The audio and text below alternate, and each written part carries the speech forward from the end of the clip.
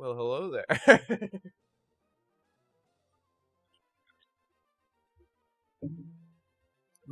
Cracking open a cold one. With the boys? Yeah, with the boy. Boy? How's it going today, Corey?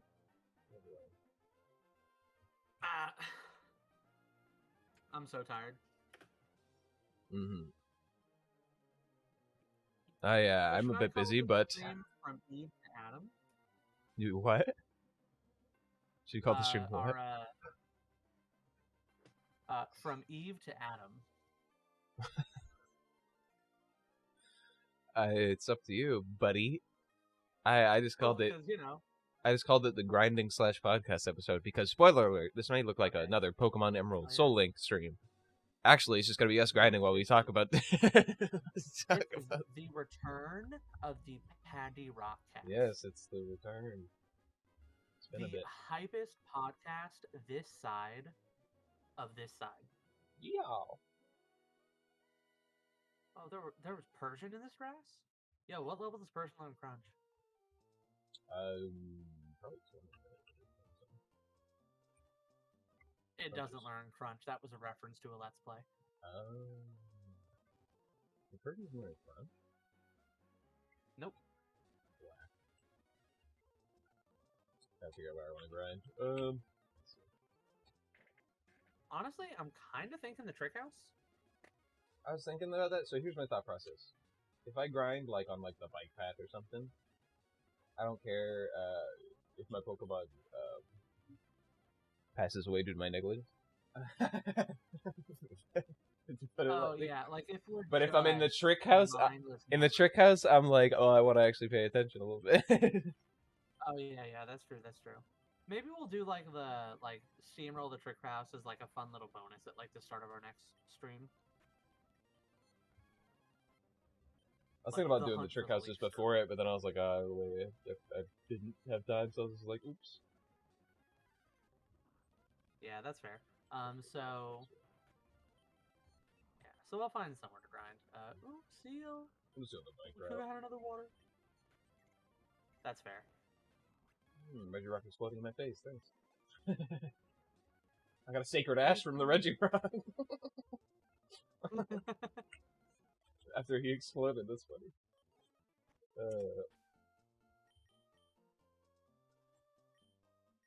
Right, yeah, so, the Rapidash entry sprite, sick. But yeah, so, part of the reason, Paul was so excited for a grinding stream, was because there has been a recent update to my, lived experience, so to speak. I have finally bit the bullet and started reading manga. He's done it. Specifically, I have gotten caught up on Hunter x Hunter, where previously I'd left off with the anime. Now I'm completely caught up with it. Well, think of it this way, Cory, you know? And I am... Think of it this way, okay? You know that joke where it's like, woman, if he doesn't have books in his house, don't have sex with him. Now you and Alexa can finally have sex because you're reading manga, so you have books in your house. Yeah. Oh, we have plenty of books in the house, but we don't read them.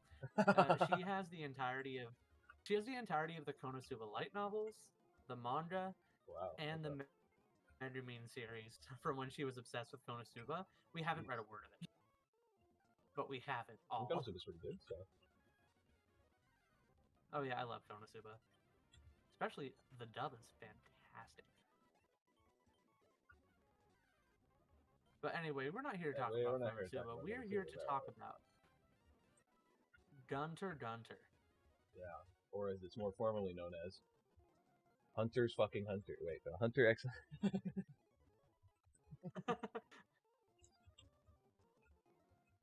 So, you have read the full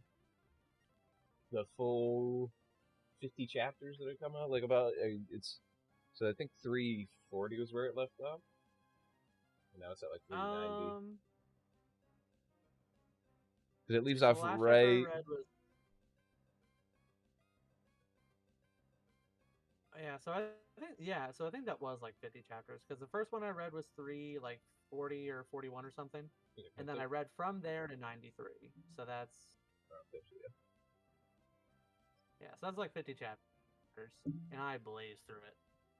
Yeah. So 340 is the chapter where they introduce the Kakin King and beyond. So you assume that the first chapter you read on the way back. Yeah. So, well, I actually started, I think, a chapter of that before just to like remember where I was. Yeah. I think that was. But The so chapter first before off was is just my tree. yeah. So first off is going to be my critique of Hunter x Hunter, like reading the manga, switching from the anime to it, and I barely miss a beat. Like obviously I enjoy watching the anime, but like in terms of experience in it, it feels like I've barely missed a beat. Mm-hmm. And That's it's kind of true in the manga itself a little bit because, as we know, it just came back from a really long hiatus. And when it came back, I think it ended on 390 and it picked up in 391, and it was literally instantly right back into the action. People were like, because some of the main characters weren't reintroduced or anything. Like there was no main characters in the whole chapters. People were like, "What's happening?" They just went right back into the action. Like after years and years, like it was just that like is right back in. literally the best thing he could have done, and I love it. I actually didn't realize where the break was. It was 390, 391. Like when I was reading through, and I was just kind of reading, I didn't even realize the break was there. I'm like, how many new Yeah. chapters? And I'm like, oh.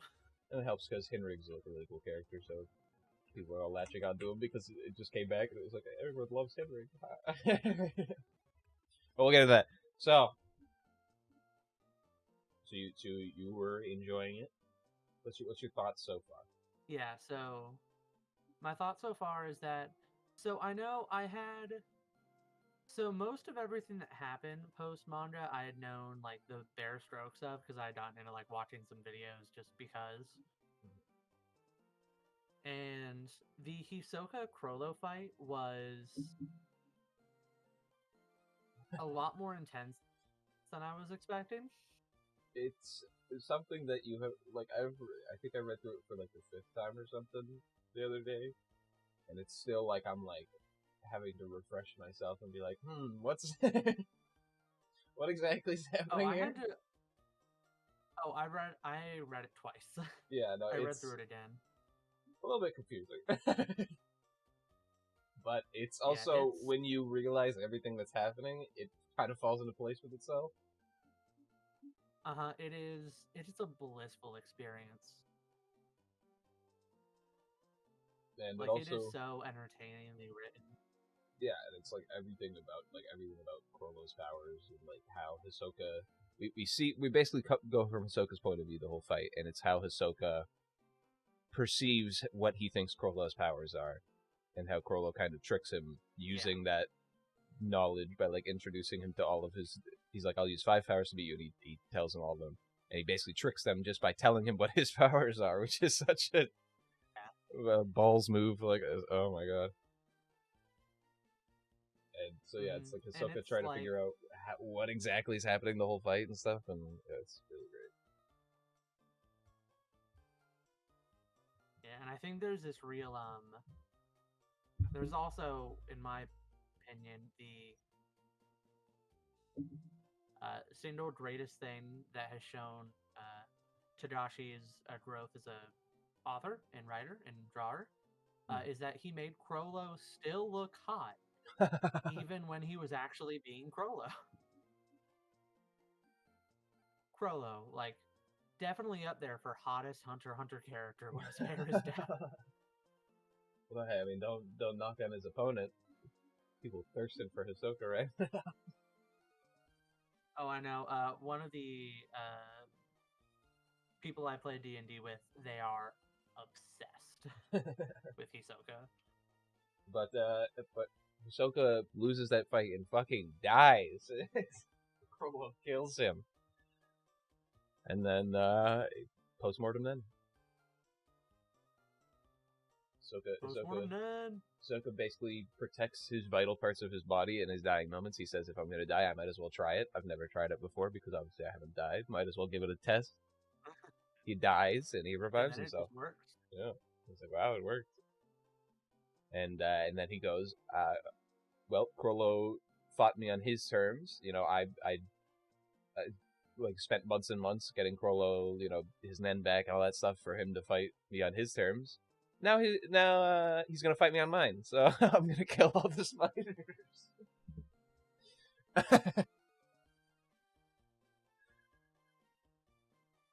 Ridiculous. It's like kind of jerk move, but I get it. Ridiculous, like leap of logic, but also like really great leap of logic. Yeah, totally in character. Ahsoka's just like, yep, I'm gonna kill all the spiders so that you can't use their powers, so that you are forced to fight me on my terms. It's like, oh wow, okay. So yeah, that's how that went. Yeah, not to mention what a brutal fight for all of the bystanders. Yeah. They were gonna say what a brutal fight for Cortopi and Shalindar. Oof. They didn't get a fight. It just dropped. Well, yeah, but they didn't have their powers, so Ahsoka basically just rolls up on them and obliterates both of them because Krollo still had their powers. So, yeah, it was a little brutal and out of nowhere. Like, people were just like, oh. But it shows Ahsoka is not messing around, and he's fighting them on his terms. He found those two, he knew they didn't have their powers, and he just fucking killed them. And Togashi, I don't know if you saw this, but he wrote in, I think, the volume thing afterwards. He wrote that Ahsoka was actually going to kill Machi there, too, in his original draft. But he ended up deciding to go against that. Because he thought Machi would be more interesting alive for this upcoming arc, so we'll see where that goes. I think his exact words were like, "I think Machi has a more important role to play in the upcoming arc." So yeah, we'll see. Which is like it's very interesting to me, the way he just comes out and says that. Mm-hmm. It was also like, I know, he has a very only writes by the seat of his pants like reputation. Yeah. By and large, like, I think, yeah. No. The gradual buildup of these two arcs, and how they're interacting has been really well done, in my opinion. Like, just like on a technical level. Like, Postmortem Nen has a ton going on in the... Oh yeah, no, like, it's one of the big themes of this arc is that Postmortem Nen is a big thing, and like, it's such a rare concept that not a lot of characters even know about, so it's like, the fact that it's becoming this big thing in the story is pretty interesting. Yeah, and it's like, what happens if you take the idea of this Postmortem Nen and you have people start, like, purposely abusing it? Mm-hmm. And it's like, oh. Because that's, like, the second prince's, like, entire deal with her powers. Yeah, kind of. And I think that's just profoundly interesting and very well done in terms of, like, a gradual build-up thing. And so speaking of the princes and the Blackwall and stuff, before we get there, I want to talk quickly about the kind of mini preparation for the Dark Continent arc. Oh, yeah. Where we're introduced to all these, like, Beyond and all that, and Jing and Parison leave the Zodiac and are replaced by two of our main cast. Yes, I love Leorio so much. I know he still hasn't actually gotten to do much, but I love him. Yeah. I'm glad he's here. So Leorio, I want to point out, of the four main cast, he is definitely the weakest, and I feel like he's, like, so Gon, Killua, and Kurapika are, like, Nen prodigies, more or less. Yeah. Leorio's not. He's a doctor, and he wants to be a doctor, and he has Nen powers because he studied them, because he's a hunter, and you're supposed to have Nen powers if you're a hunter. But by and large, he's not really, like, the best. Yeah. He's not a Nen prodigy, but he's also not a fighter. Yeah. Because, like, he does design some, like, pretty impressive and intricate Nen powers. Yeah. So they're really interesting Nen powers, but they're not designed for fighting, as we get pointed out by Jing, who we find out after getting hit by Leoria's power. We find out that Jing is really good at duplicating people's powers and can just do that. Which I'm going to have a lot to say about Jane and Paris when we get there. And so Jing, yeah, well, Leorio basically, he's not powerful, but the the Zodiacs recruit him because he's popular. That's pretty much it. Yeah. Because he's popular, they're like, a lot of people like you in the Hunters Association. We want you to be part of the Zodiacs because we're kind of missing 2 seats now. So he goes, okay, and I have another recommendation. My good friend Karapika, who I haven't talked to in months. Yeah. And but it feels like we get a scene where my favorite Zodiac, Zaya Storm, who is my favorite because of the stuff that's been happening in manga. Yeah, he gets more stuff in the manga, which is why he's my favorite, not because of the stuff that happened in the anime. In the manga, I like him a lot. So he kind of introduces himself to Kurapika and basically signs Kurapika onto the Zodiacs. So Kurapika and Leorio are members of the Zodiacs now. Yeah, which I really like it. The first scene with Mizai-san and Kurapika it's like really good, and it's also like really funny. For me, because it's like we know Kurapika at heart is just like this sweet, stupid child. Yeah. But he is just like so intense from the word go for like what feels like no reason. And it's like funny and tragic all at the same time.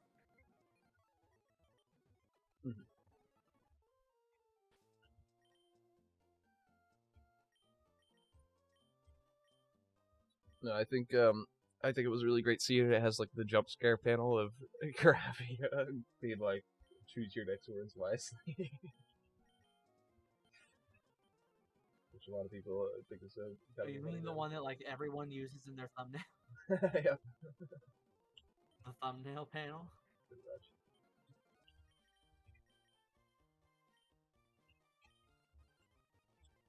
So yeah, they're in the Zodiacs, and they kind of go through, and they're preparing for this trip to the Black Whale.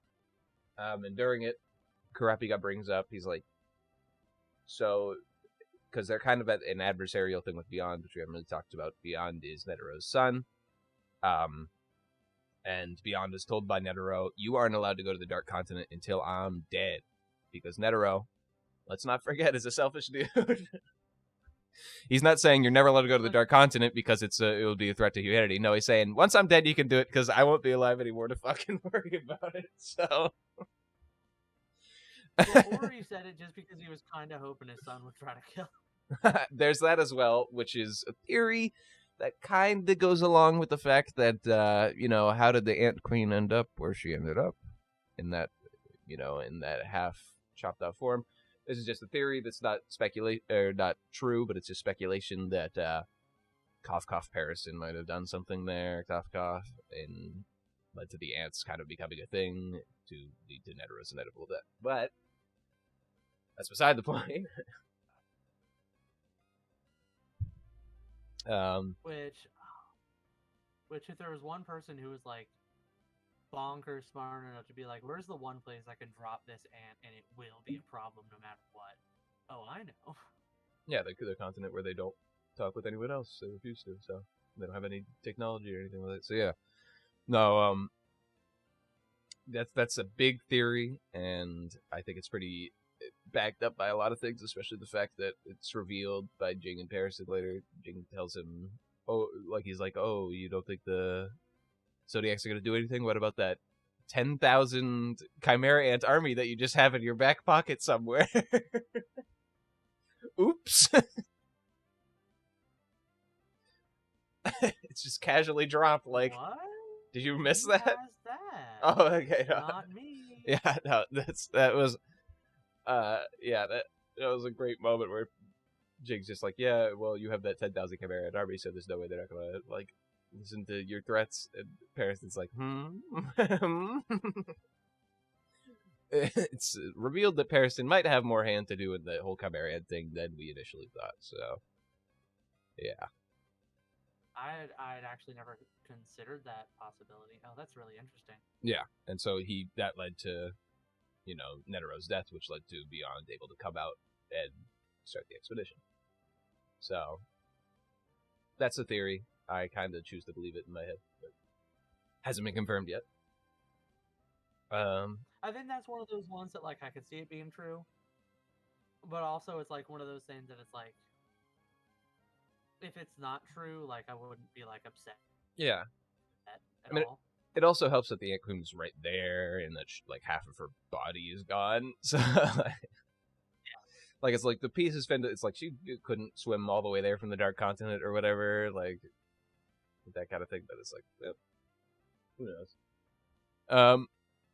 So, but anyway, moving on. So we get introduced to Beyond and all that stuff, and the fact that he's Netero's son, and he has a team that's been preparing to go to the Dark Continent for decades now. And they're kind of adversarial with the Hunters because the V5, which is like the world conglomerate powers, don't want Beyond to be like the first to discover things on the new continent. They want to be the ones credited with discovering stuff on the new continent. So they hire the Hunters and they say, keep Netero there. I think Netero, or I think I'm confusing them because both their names are Netero, but yeah. I think Netero, the chairman, said, "I want you to hunt Beyond," but all the Zodiacs don't want to do that. It's like it's said from the Zodiac's perspective, they all realize that Beyond is Netero's son, and they don't want to kill him because of that. Like, all the Zodiacs are like, they have an attachment to Netero such that they're like, we don't want to kill your own son. And Netero isn't the chairman anymore, so they don't have to listen to everything he says, Technically. I know. I love that moment where like the recording was like, "This is not an order," and they're all like, "Oh, this is an order." Yeah. But then they all decide to not follow the order in the end for hunting Netero or hunting Beyond, and more or less, God damn it. Yeah. Because of their own personal feelings, and it's sweet. Yeah. So we get moving on, and Kurapika basically goes, there has to be a member of the Zodiacs that's a traitor, right?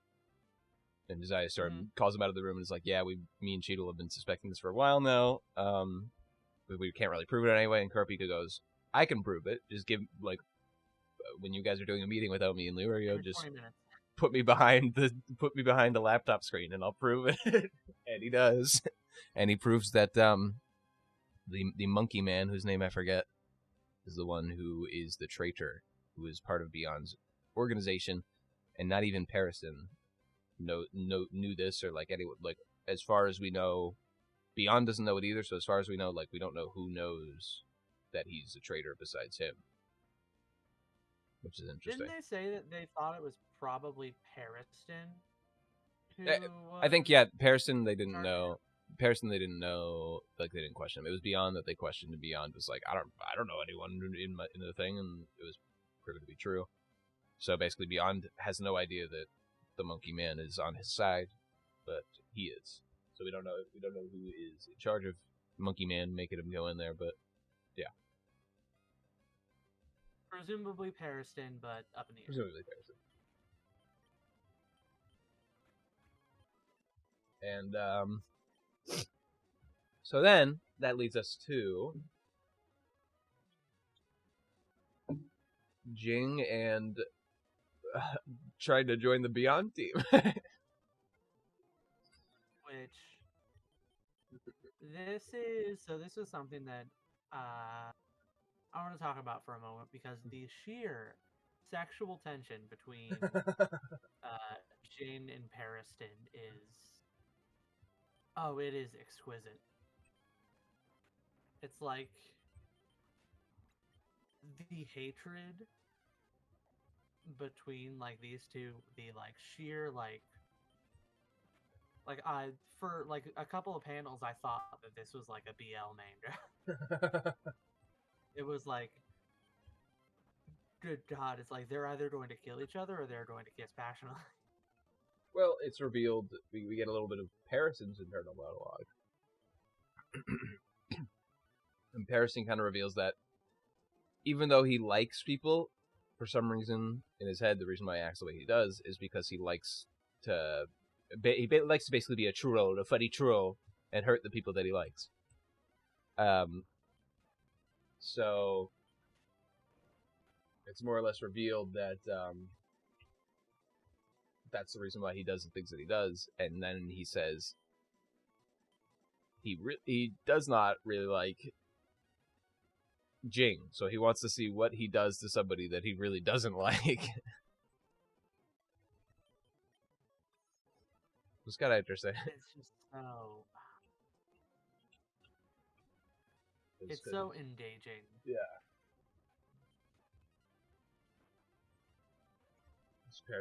Like Parasite is just so. I do really enjoy all of his screen time. Yeah, because it's such a separate character than what we've seen before, you know? Like, he acts so alien to a lot of the other characters in the series, but then they explain he has his reasons, you know, he's fucked up in the head. So. It's like, I think Pariston is probably the closest we've gotten Hunter x Hunter to like a just like evil for the sake of evil villain, but even then it's not so much evil as he is just like a problem for the sake of being a problem. Yeah. Which maybe you interpret as evil, maybe you don't. But either way, I interpret it as a blast to read. Yeah, that's really good. I also really like the little Beyond team that they got going on there. Yeah, no, the Beyond team is great. I like them a lot. The mercenaries are interesting. Fun note, I don't know if you noticed, but the mercenary captain and Jing already knew each other when they were talking to each other. Oh, they did already know each other? Yeah, that was kind of the thing. I did not realize that. He walked in and Jing was like, "Oh hey, how's it going?" And he was like, "Oh Jing, it's you, bro." And then they put on the act where they were pretending to kill them and all that stuff. Oh, I didn't even realize that. Yeah. There's just so much going on that I just miss things sometimes.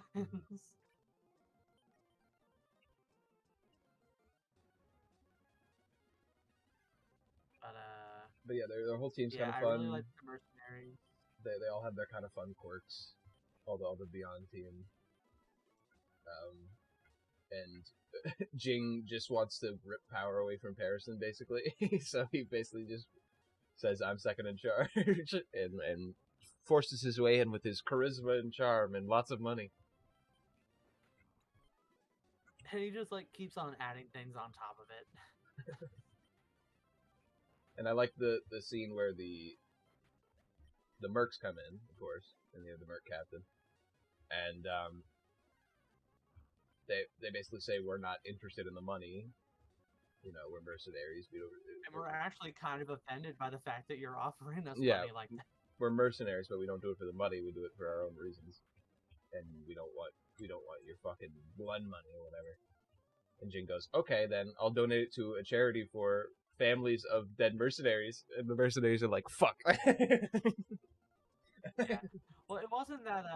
So it wasn't that they didn't want the money because they don't do it for money. It was that they don't want the money because they don't want changing clients based on who's paying you the most is a really bad thing. Yeah. For a mercenary group to have the reputation for. Yeah, they don't want to be seen as people that can just be bought out and betray their alliances, essentially.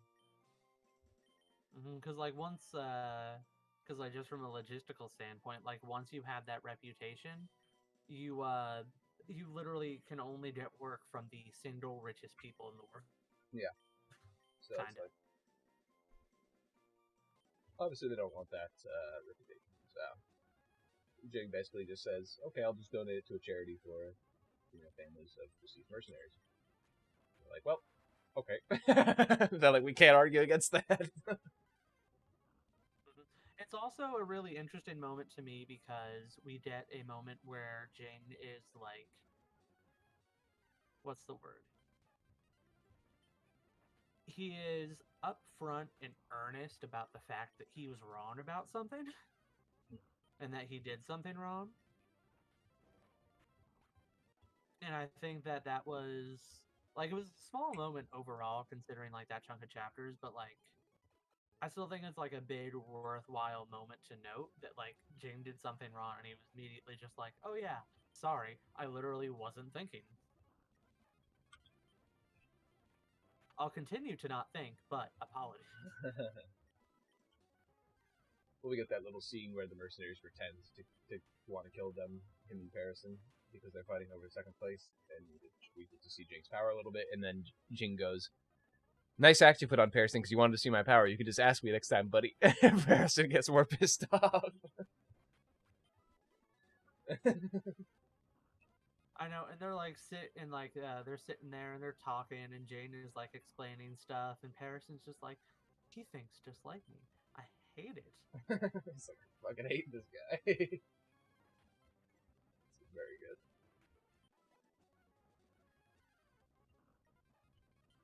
It is just, I love all of the Jane and Parison stuff. I love it so much. I sometimes forget that we haven't had anything. We haven't had any of it for like, for like 40 chapters. Yeah, because then after that, we cut to the boat. And in the boat, we're following Kurapika and his team of motley put together hunters. It's him, Basho from York New, one of his fellow people that's hired by the Nostrad family.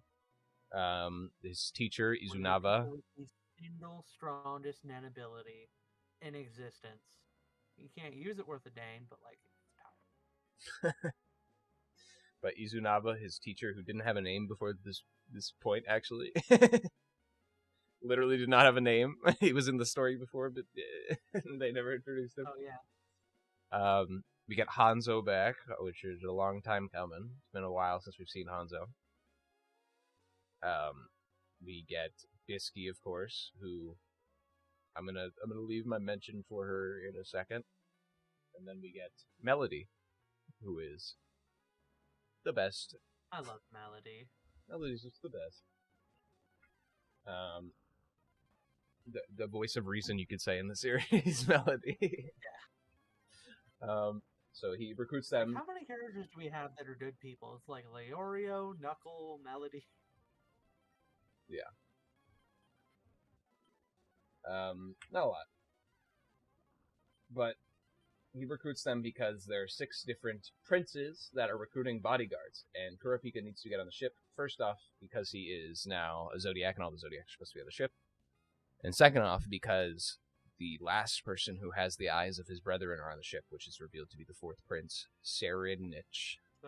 Give me your thoughts on 4th Prince Serenich here. Serenich. Yeah, that's how I've always pronounced his name. In the community, he is affectionately called Terra Sandwich. So Terra Sandwich. I think I'll start calling him Terra Sandwich. Let's see. What do I think about the 4th Prince? And we'll get into this with a lot of the princes here in a second, but specifically him since he's introduced at this point. Specifically him. So I think that I enjoy. He is chilling. He is. That first scene where you realize he's murdered somebody, and you're like, "What? Why is the floor of his shower looking so?" And then he insults the woman he just murdered. He's like, they were so fucking stupid. Like, Bring me smarter woman next time. Like, give me something to work with. It's like they didn't even know my name when I mentioned it. Like, how do they not know a prince of a country? Come on. It's like, holy shit. Yeah, Terror Sandwich he's a bit of work. We got more on him. Yeah, definitely well done, but like, ugh. Yeah, we get more on him a bit later. I guess we'll go into more a bit later, but yeah. What were we talking about before we brought up Terror Sandwich? It was Let's see. We're talking about the Kurapika's hunter friends. Yeah, so he brings in all the hunters because 6 of the 14 princes are hiring bodyguards. And so he needs to get as many people as he can so he can spread them out to see if one of them is the 4th prince. Probably not, because of the way the way it explains it in the manga is like the 4th prince probably didn't hire bodyguards, but just in case, and I want to. Yeah, because the richer princes probably don't need the bodyguards.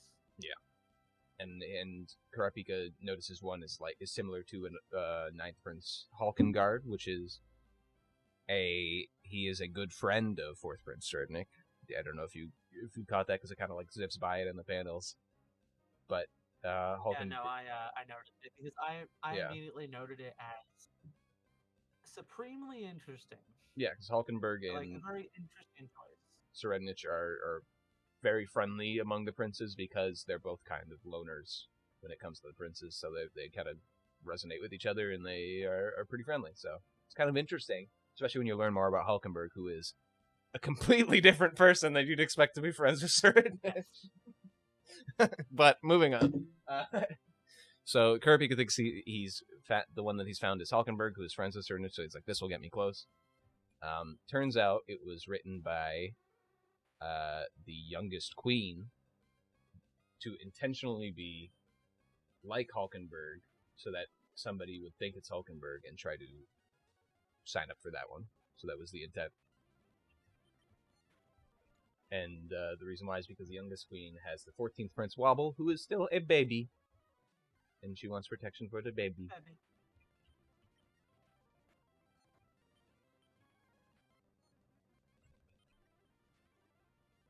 She's like, I want to make sure that whoever gets me is the one that would like Hockenberg. Yeah, pretty much. So she gets Wobble. She gets Kurapika to help them because Kurapika feels kind of bad that he first off he's tricked, so he realizes she's smart, and second off he feels kind of bad that this baby's going on this trip where it's kind of revealed by the queen that it's going to be a succession war. All the princes are going to kill each other. Yeah,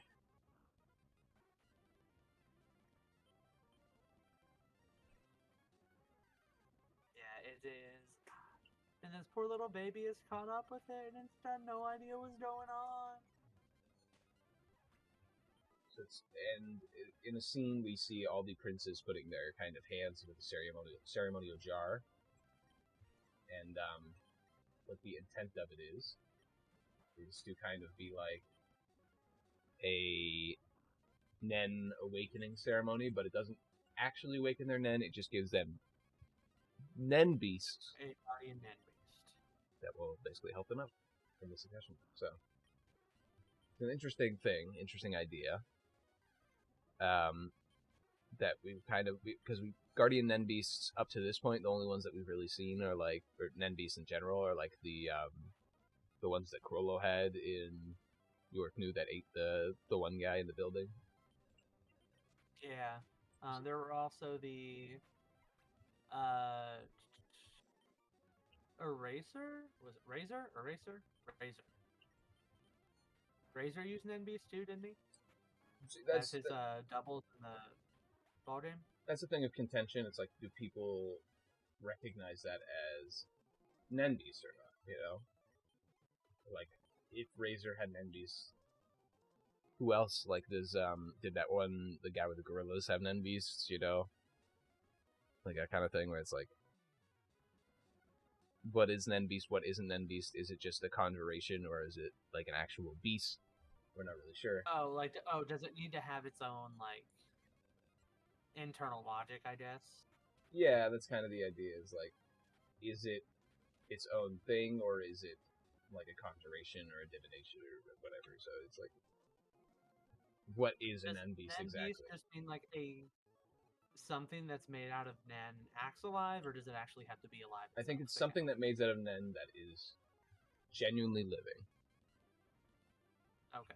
I think that's the kind of idea behind what, at least we're right now in the fandom considering an end beast. Okay. So yeah, That's fair. so Nen beasts are kind of explored more here where they haven't been before.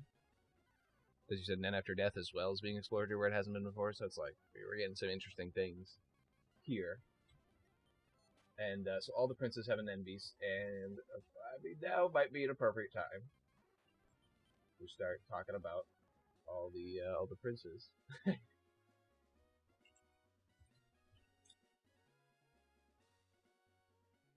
Yeah, lots of princes. So I'm gonna start from the bottom. Now we hear. I'm gonna start with Wobble, Okay. Wobble, and the Queen, Oito. Um, and I guess we could, when we talk about the princes, we can talk about their entourage as well, like their guards and other people. So what do you think of Yeah. what do you think of Oito and Wobble and etc.? So I think Wobble is really cute. I like the queen. I think that this is obviously a very interesting choice to go with in terms of setting up Karapika's arc coming forward. Because Karapika is a character who's just literally been like, or well, I just figuratively been seeking out his own death, and now being faced with like having to care for a child.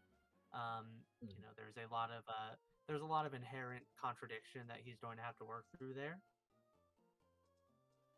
And so from like how they're setting up the story going forward standpoint, it's fantastic. But also, I love Bill. Bill is so great. and I love Bill. the interesting thing about Bill as well, he's an enhancer that doesn't have like a direct like damage output ability or something like that. Yeah, he's an enhancer with a support power, Yeah, pretty great. which is very rare because even Karapika, who does have an enhancer ability, is solely for which is like Karapika has a support enhancer ability in Emperor Time, but even then, that is entirely selfish for healing himself.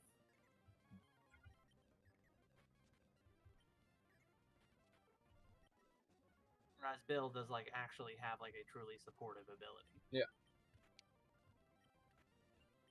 Not to mention he's great. I mean, it feels a little weird when I remember that. Oh yeah, that's right. He's working for Pariston. No, I mean, he's working for Beyond Steam and also Paris, and so it's like Yeah. a lot of the hunters on the ship are the ones that are hired by the princes because the way basically the way the hunters allowed other hunters on the ship was they had to pass like a bunch of lie detectors and stuff and like make sure they're okay to go on the ship.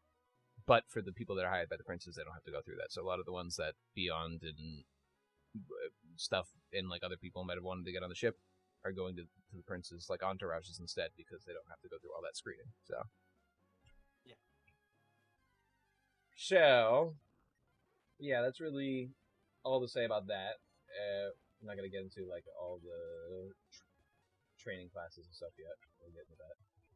But Yeah. Wubble But yeah, is but right now we're just going to the princes, which I figure because at this point so much goes on Succession War wise that trying to just go in I think chronological order is impossible. might get a bit messy. We're still getting So I people kind of feel introduced in the most recent chapters. Like yeah. So I kind of feel like at this point we should kind of go we'll go through each of the princes and the people directly connected to them, and then after we're done with the princes, we'll start talking about the below deck stuff that's happening. yeah, because the prince stuff happened before, and the below deck stuff is only starting to happen, which is kind of like we're still having setup for the below deck stuff, which is like, oh, Yeah. what the fuck? But anyway, so Set up on set up on set up. So Prince Wobble, we don't know their power yet. We don't know what their Nen Beast does, or if it has done anything, that kind of thing. But Oito, I'm a big fan of Oito. She kind of gets it done, you know. She kind of was smart enough to kind of lure Kurapika into her guard and successfully get him in. And she also was essentially just given an Nen power and told, you have to use this. Like, please use this as soon as possible. Pause for a second. Yeah. Hello there, my love. Yes. Yes. No, I did not. So,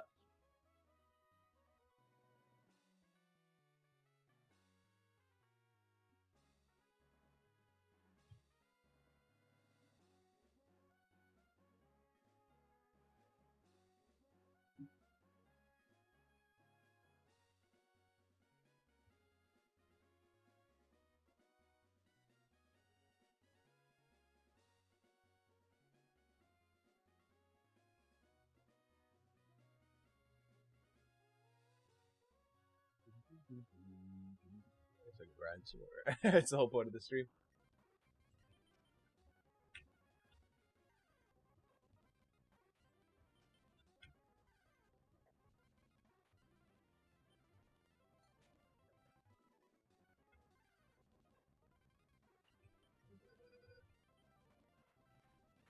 I don't know if I not Zatsu's here because they do a lot of damage to Adam. You know, I can't run away from them very easily. I tried out. You notice I had him dying. I don't know. I was trying out to see how it fare against Red Rock. Not well. But in the end, if they die here, I don't really care because the intent of this is just to develop and get on the actual exciting part of the game. And like I'm not giving much thought to these battles. As you can see, I just tried to win through Zatu again, so I'm really not giving much thought to these battles.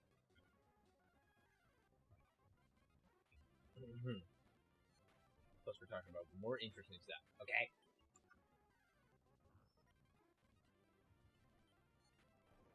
I'm fucking stupid. See, I'm not paying attention. Clearly, I do not own an air fryer.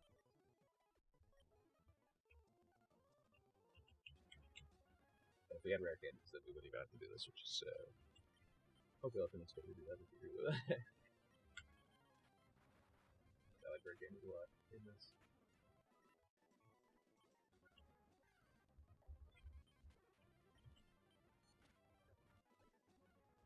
What is drowsy level at?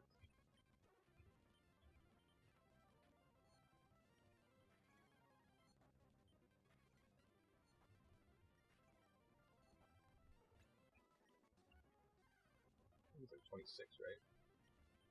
Evolve, I should say. It's coming up soon.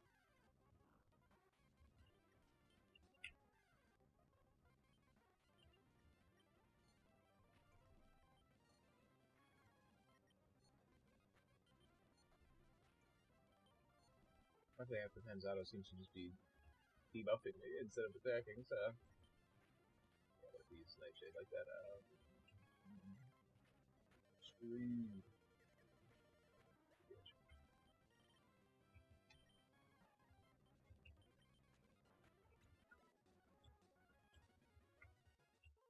I'm trying not to level them too much because we do have a couple fights and stuff to go through before we get to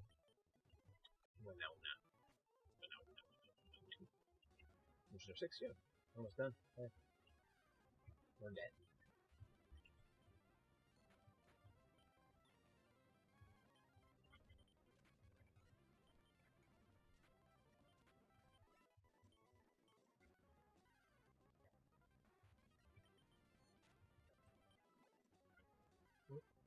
Do I hear a little shallow echo of a coming?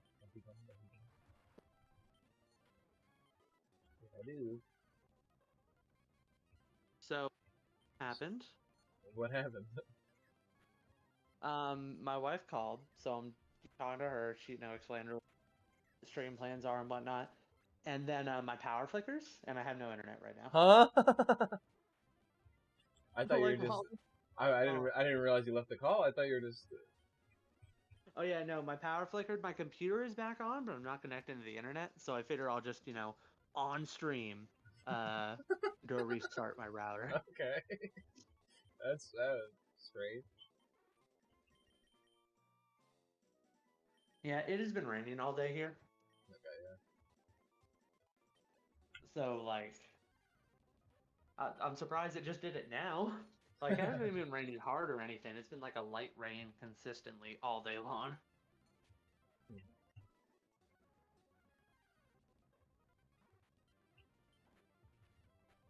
A router.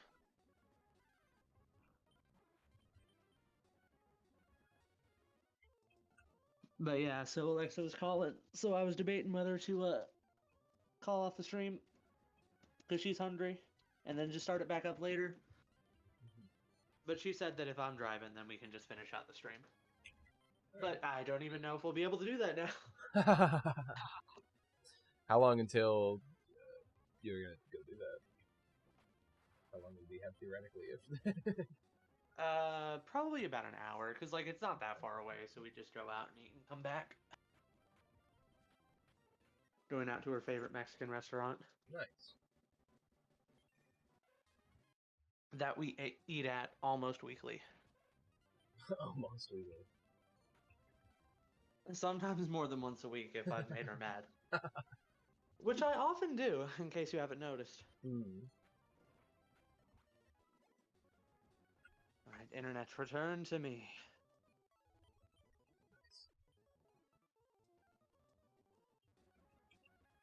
Oh yeah, that also means I lost all my grinding progress. I was thinking about that as I'm finishing up my last one here. It's okay, it works out, because I had accidentally gotten Dragonite up to level 33.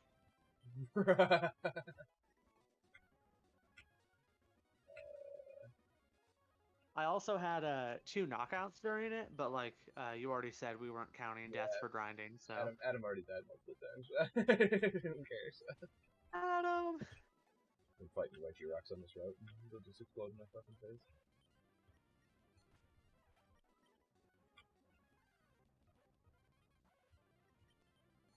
Ow, why are you... Yeah. When it comes to grinding, I don't really care, because yet again, like I said, we can just do rare candy shit in the same vein. So, yeah. So, yeah.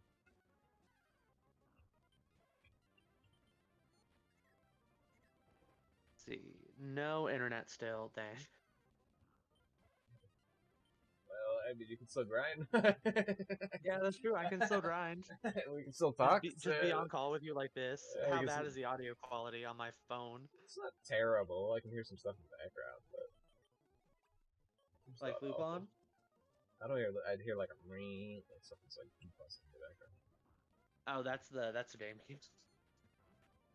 I should probably do a replacement fan for that. Lupon, say hi to Paul.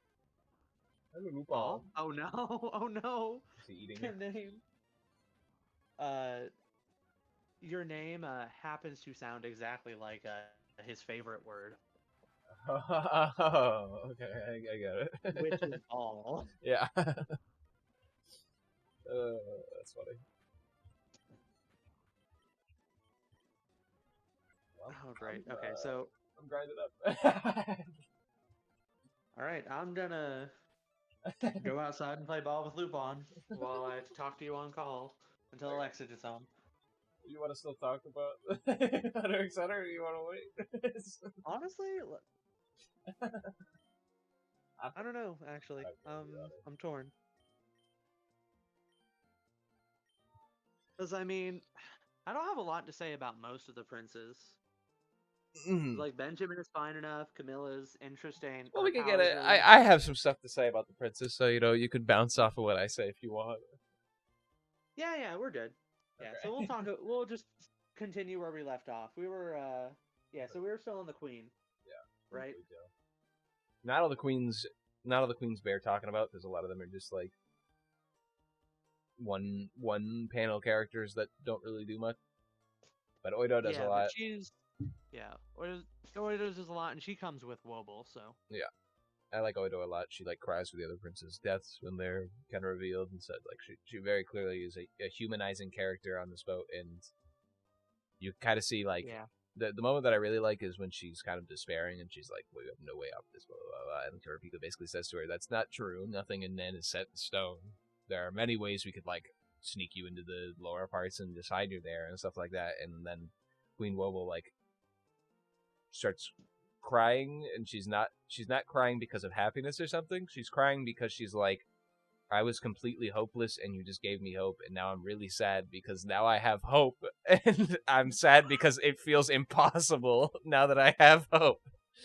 Like, you've made me sad because I feel like there's no way we can survive this, but you're saying there is a way. So I feel sad because I feel like we can't possibly do that. And it's like, oh, you feel really bad for her. Yeah, it's so sad. But at the same time, it's also really engaging because she's such a like clearly strong character. So there was one moment which we'll get to a little bit later that I did start to tear up. Okay. Concerning one of the other princes, though. Well, moving on to the other princes, I'm gonna group 12 and 13 together.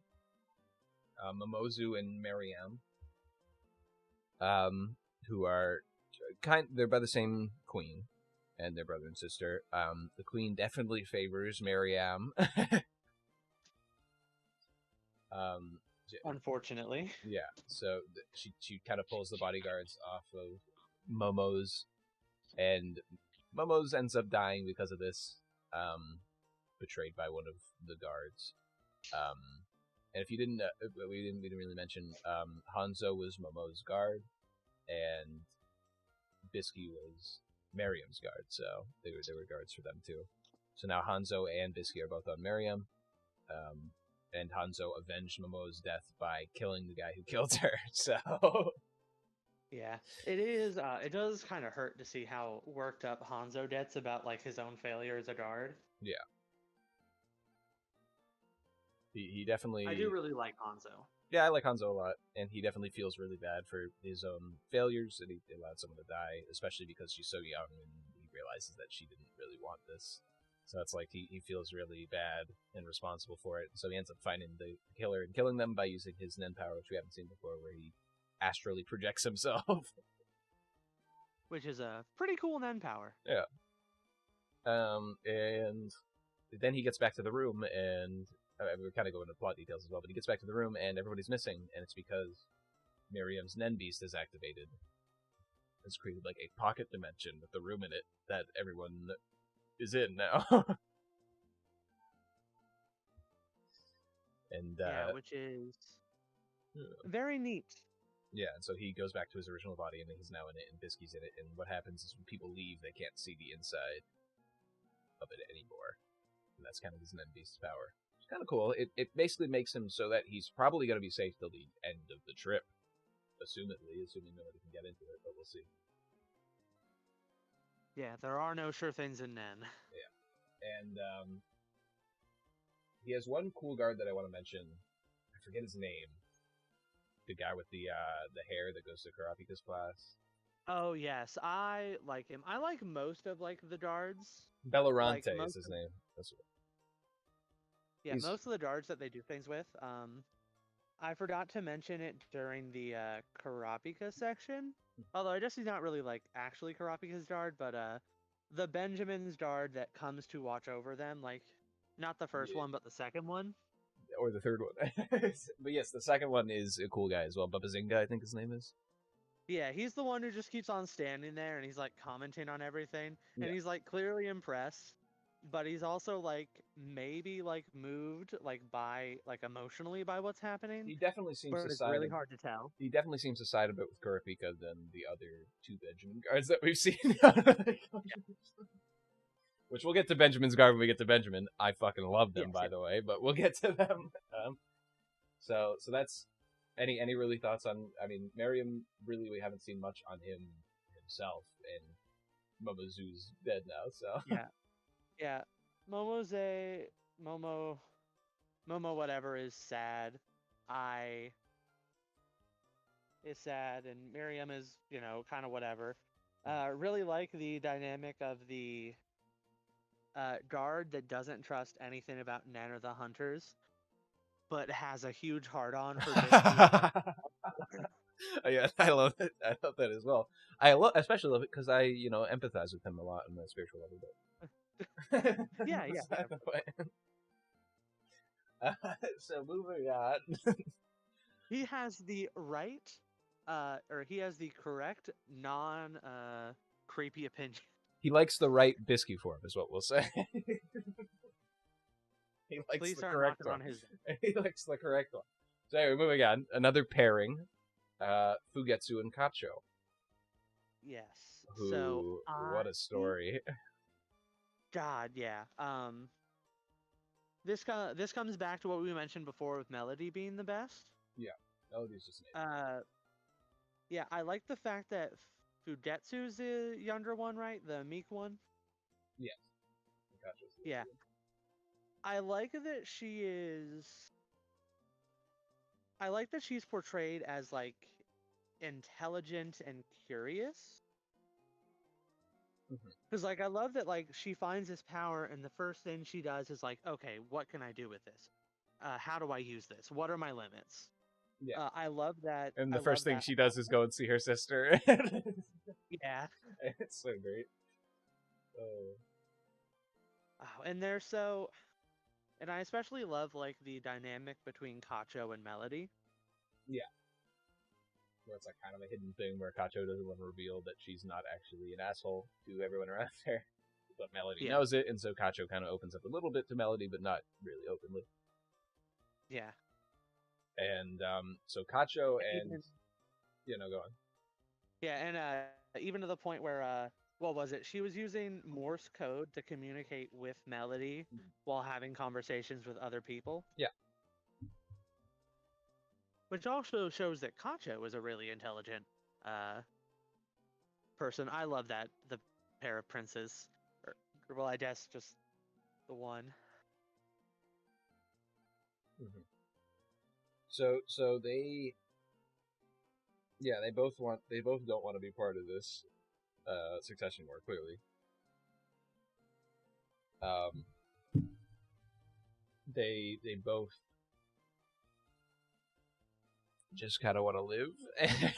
Kacho's kind of putting on a brave face and saying, like, if we live to the end, I'll convince Zaddy to let you live or whatever, blah, blah, blah. But in actuality, she doesn't want either of them to die, and she wants to leave as soon as possible. And Fugetsu obviously is very intelligent. Ends up in a different part of the ship by accident. Yeah. But she's definitely intelligent and obviously also doesn't want to be part of the succession war. So it's kind of interesting seeing these two characters who very much do not want to be part of the succession war kind of explored. And they're linking powers because Fugetsu's power only works with Kacho. And Kacho's power doesn't work. She doesn't have a power. It's strange. She doesn't have. We don't really see it. Doesn't matter. Yeah. We still haven't seen it. No. So anyway, moving on with their story, because I'm going to go a little bit into it. Fugetsu has one of my favorite parts in like the Shogashi's really good about putting on these layers and layers and layers of like shit's just hitting the fan. Shit keeps happening. Yeah. The Illumi is part of the Spiders now. We haven't mentioned, but he's part of the Spiders with his younger brother. And they're walking around the third deck in the Zaya Storm, and some of the other Zodiacs find them. And Zaya Storm's like, Illumi, you're a VVIP. You can be up on the first floor. And Illumi's like, nah, I got business down here. He's like, well, do you want room down here? And Illumi goes, oh, make sure it's a big cage for me because he thinks they're putting him in prison. And like, no, we're not putting you in prison. This is just kind of a side note, but we're not putting you in prison. We just want to know if you want like a room down here. It's like, and so they're talking, and like this whole thing's happening, and Zaya Storm realizes the spiders are on the ship now, which isn't a good thing. So Zaya Storm's like, shit, the spiders are on the ship. And then as this is happening, he gets a little call from the office. He gets a call from the office, and they're like, hey, so there's something you might want to see. And he briskly walks away and leaves, the Illumi details to be sorted out by Bobatai. And he goes to his office, and there's Prince Fugetsu there. She's there in the office. Yep. She accidentally used her powers to try to escape down to the lower levels. She accidentally went and got discovered. So, and he escorted her back up. But now they know that her powers can bring them to the other part of the ship. Kind of interesting. So that's just an interesting part of like Togashi's like building layers upon layers of like these different story beats and plot points where the people are figuring out things, and the Storm's like, we got the Zoldycks on here and the spiders. Shit, something's gonna go down here. And then he's like, oh wait, one of the princesses escaped the upper decks. The stuff just keeps compounding. But they get Fugetsu back up there, and Fugetsu, Kachu, Melody, and Kini devise a plan to help the girls escape. Kini is a hunter that was hired as Kachu's private guard. I love Kini. I do too. So they devise a plan where Melody's going to play a flute thing at their weekly banquet, which the weekly banquets are the only times the princes are allowed to officially meet. It's the only time they're supposed to be allowed to meet. Other times they're not supposed to meet with each other because this whole succession war is going on and they don't want them to murder each other in open daylight. So they're only supposed to meet there, and they're not supposed to do anything to each other. So while that's happening, they say, Melody, play your song and it will distract everyone. And we can play it over the PA even. It will distract everyone and we can escape, basically. So they do that. They play it over the PA, and everybody in the upper levels are distracted, basically, by Melody's song. Mm-hmm. Kini is leading Kacho and Fugetsu to an escape, like, little vehicle thing. And he leads them there, and he knows that he's basically going to be put on trial for traitorism if they escape, so he kills himself, which is really sad. Yeah. And Kini's a really interesting character, but he basically, at this point in his life, he's like an old man. He doesn't have, his wife and kids. His wife and kid passed away in an accident. We don't really get much information about it, but they passed away in an accident previously, and so he's just kind of living his life, and he's like, I want to save these two girls no matter what. So he's like, I'll put my life on the line for them. So it's really sweet. Uh-huh. So he ends up killing himself because he knows he's going to be seen as a traitor for this. The girls escape into the escape pod, and they're getting out of the boat. Finally, they escape, and then suddenly, something weird happens, where these black hands are reaching at them as they're trying to escape the boat, and it's revealed that you can't escape the black whale. You can't. There's no way to escape it. So they use they are stuck. They use Fugetsu's power, and it seems close for a second, like one of them might die, but they both end up getting out okay, So no problems there. Yeah. Really, what ends up dying? Is that the part that made you cry? cry? The part that made me start to cry. Okay, so what ends up? Not like full on bawling, but like I was like tearing up for real. Yeah.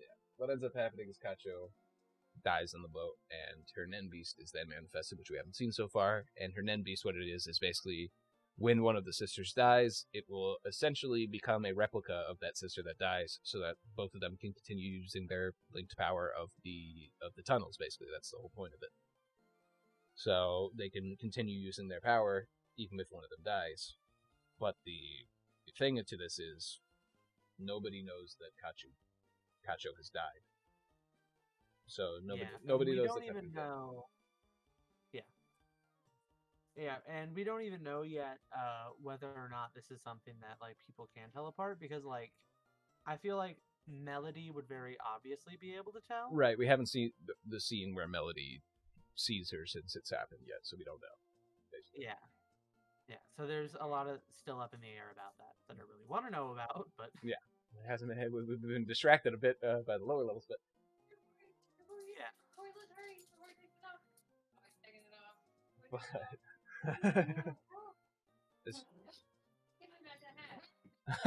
What's happening over there? Oh, Alexa got home, so the dogs are very excited. But that's enough for the 10th and 11th prince. We've spent a while on them because their stories. It's kind of been one of the more explored princes so far. Yeah, and it kills me. Just the tragedy therein, and it's. But moving on to another one of the more explored princes, number 9, Halkenberg. Oh boy. Yes. So, the way that I heard it in like one of like the Hunter x Hunter videos that I kind of like ended up like watching a bit of that I really liked was Hockenberg is the hero of a very different type of story, and he does not belong in Hunter x Hunter. Yeah, I can Is get that. kind of the setup for him. I get that. And Hulkenberg is definitely a really interestingly written character. So basically, Yeah. he's one of the smartest princes of all of them. He's also one of the younger ones, and he's kind of a loner amongst the princes. Like we said, he's friends with the fourth prince because he's also a loner a bit. So they kind of have that friendship because of when that.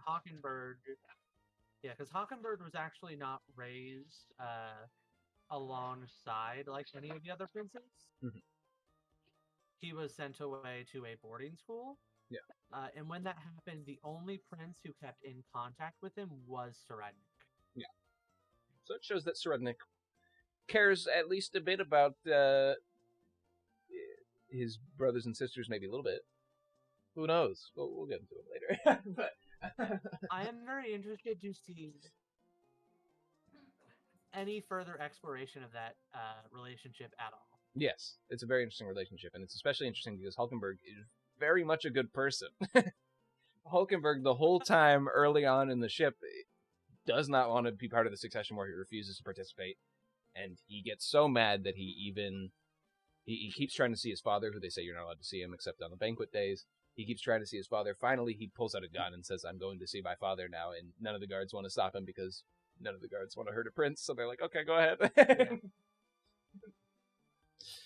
Like, all right, go ahead. So he meets with his father in probably one of my favorite scenes in this whole arc so far, where he meets with the Kakin king, who's putting this whole thing on. He says, stop the succession war, stop the succession war. And he says, you want to stop it? Put it in your own damn hands. And so he takes a shot, and it's stopped by the king's Nenbeast. And the king says, always hit with 3 bullets. And the reason why is because Nenbeasts, have 2 arms. But he says, always hit with 3 bullets. that's at least my theory in my head. It's like, oh, Nenbeast had 3 arms. That's why. Only 2 arms. That's why. But he says, always shoot with 3 bullets to make sure you kill. And then Hulkenberg sees that he stopped his bullet, and he's like, I don't even want to try killing him anymore. And they just have a little talk, and he's like, sit and talk with me for a second, Hulkenberg, so I can put you in your damn place. And the king, Hulkenberg basically says, I thought the people were more important. And the king goes, the people are more important. That's why we're doing this. We're making sure that whichever one of you survives this is the best that can possibly be the people, the smartest to stick it out and survive all this. So cut the shit, stop pretending, and put yourself in this damn succession war. If you win, you're the best king for this thing, and you're the best person to lead our people. So shut the fuck up and do your damn duty. And I was like, damn. I do like that, like, the entire succession war in general is obviously a bad thing. Yeah. Obviously morally reprehensible. Mm-hmm. But it doesn't leave it at that. Yeah. No, the king's perspective on it is very much this is a trial for whoever's going to be the next king, and they will be put through a trial so that they will be the right person for the throne.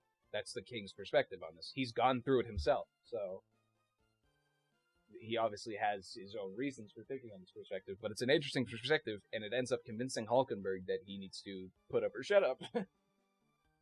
Yes. And it's, yeah, I think I agree with you that is a very, very good scene. And it's another one of those moments where it's like, man, makes you just want to scream a little bit, because it's like, I wish Hockenberg could do what he wants and actually stop it somehow. Yeah. But I also really enjoyed the line,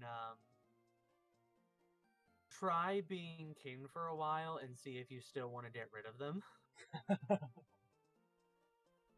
No, I love this scene, especially for exploration on the king as well, because it kind of lets us see a little bit of the king's thoughts, and it's to see that at the end of the day, he cares more about his people than his own children, which is a little fucked up. But it does put us into perspective where it's like he is at least someone who gives a shit about his people as a king. Like, it's like, okay, we at least have that perspective.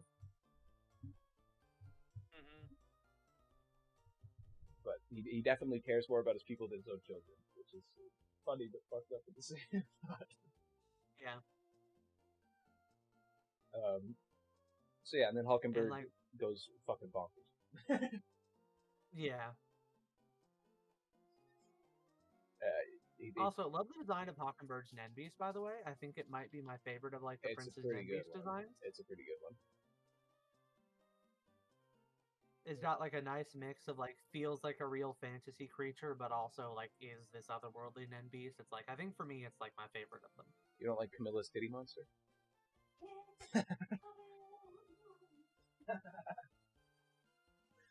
But anyway, moving on to another Nenbeast that I actually like. Well, actually, we can talk a little bit more about Hulkenberg. Hulkenberg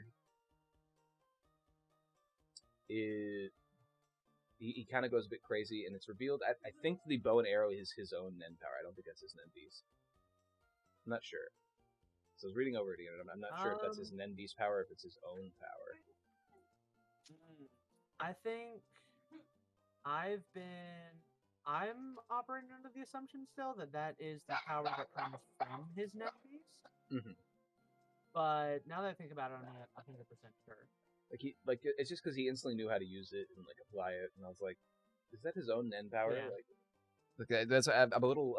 I don't know if it's his Nenbeast or it's his own power. He could be smart enough to just intuitively realize how to use it, but at the same time, it felt like that was his own Nen power and not his Nenbeast, because his Nenbeast has those feather things that are attaching to everyone. So I think it might be his own. The arrow might be his own power. But anyway, he kidnaps one of the cooler members of Benjamin's Guard, basically by putting the soul of one of his followers into it and then having it kill itself. Having the guard kill itself in front of one of the other prince's doors, which we'll talk about in a second. But we still haven't seen the resolution of that, by the way, because the last we see of that is his original follower, whose soul he put into that guard, like kind of stirring and waking up, and him asking like, "Who are you?" But we don't get to see the resolution of that, so we don't know exactly how his power works. If they come back after doing that or whatever, or like if they swap bodies, or like, we don't know exactly what it is. So we'll see with that. But he killed one of the cooler members of Benjamin's Guard, which I'm a little sad about because I like that guy. But moving on, we'll talk about the coolest member of Benjamin's Guard here in a second with 8th Prince Sally, who is now dead. 8th Prince Sally. What's there to say about him except that he's nasty? Yeah, he's kind of a scumbag. He just has sex all day. He lives in debauchery. I do like his Nenbeast, though, which is a little floating ball that kind of spits out gas, and if you're around him for long enough, you develop your own little floating ball above your head, and you like the prince a lot. I like his Nenbeast. I think it's kind of cool. But he's also a scumbag person. The fact that it's self-replicating. Yeah. But him as a person. Yeah. He dies. Oh well. He dies. Oh well. The big thing about. I think. Go on. I think that one thing that I was honestly a little surprised they didn't do more with was the fact that he is probably the one that seems to have the most obvious parallels to the current king. Okay. Being that they're both fat. And we don't know for sure, because like a lot of the character of the king at the present is what's the word I'm looking for? Like what we have to inference. But we do know that he's had a lot of sex. 13 kids worth at least. 14. Well, no, actually more, because the 14 plus some non-official 14 ones. plus the illegitimate one. Yeah. So, and his Nenbeast is covered in titties, even more than Camilla's. So, like, there's obviously a connection in the type of people that Sale is, and he was. They don't really do anything with that, and I don't think they're probably going to. And I think it's obviously the king was a lot more than just wanting to have sex. But I do think that it's also I was expecting them to do something. Yeah, it's also a bit different because it's revealed a bit later by a character that the king survived the last succession war by basically hiding out and waiting for everyone else to kill each other. So, but wait, I think I missed that. Oh, you did? It was by well, we'll get into it when we talk about Zhang-Lei a little bit, okay? So when we get to Zhang-Lei. Okay. So Sally Oh, yeah. Okay, I remember now. I remember. Sally ends up dying, and the only important thing that you really have to remember from this is that the person who ends up leading to his death is my favorite member of Benjamin's Guard, Rihan. Fucking love that guy. Oh yeah. Rihan just seems like such a cool, level-headed guy. On top with the fact that he has a really cool Nen power. Yes. Basically, how his Nen power is, it's called Predator, and basically he has to himself learn the details of somebody's power.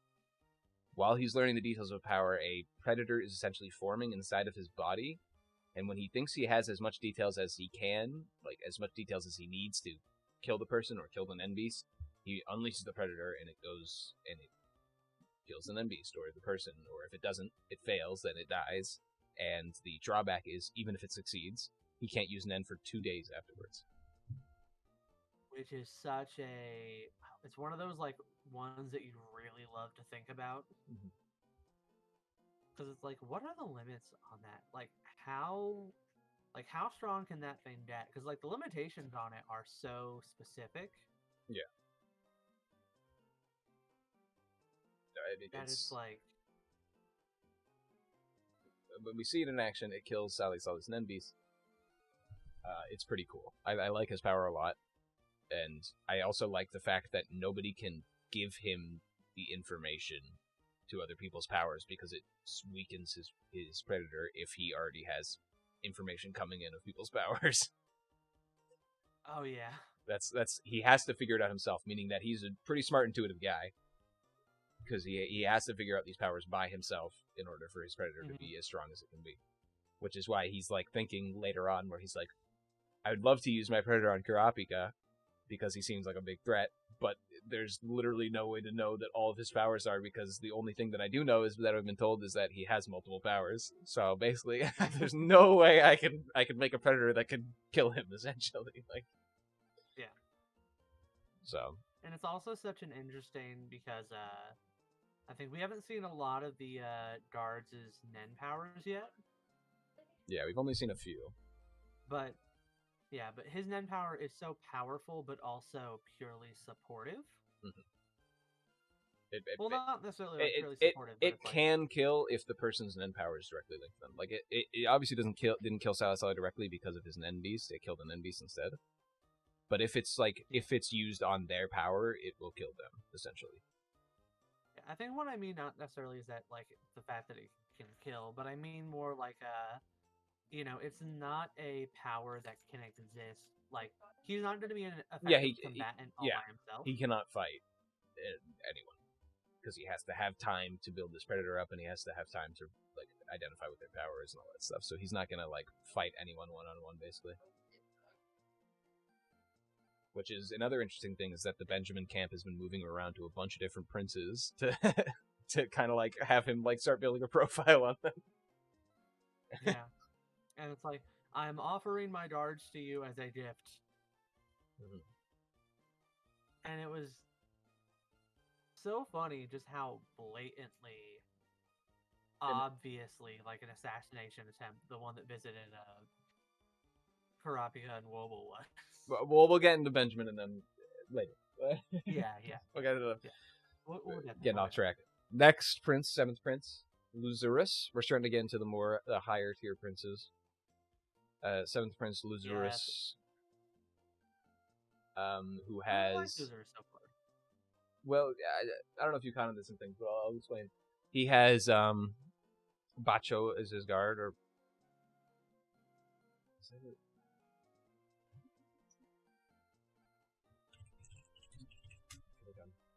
Yeah, it's Sacho or Bacho. Yeah, Haiku guy. Yeah, who bad Haiku guy. Yeah, bad Haiku guy from Yorkinu, Bacho. He's working for Luzurus, and they're kind of just smoking weed and chilling. I know.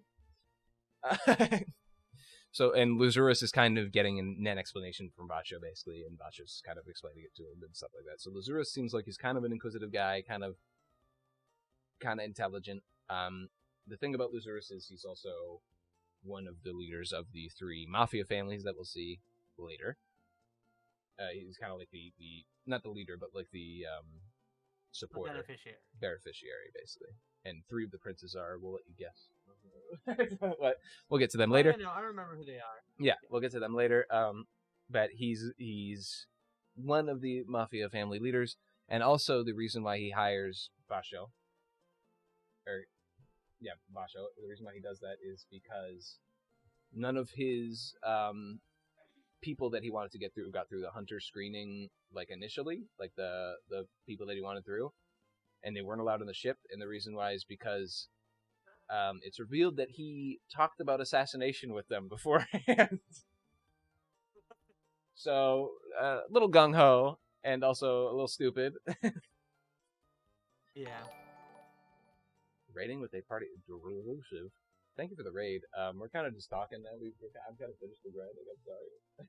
Sorry if you came here for interesting content. I finished the grinding and we're just kind of here talking about nerd crap. But thank you for the raid.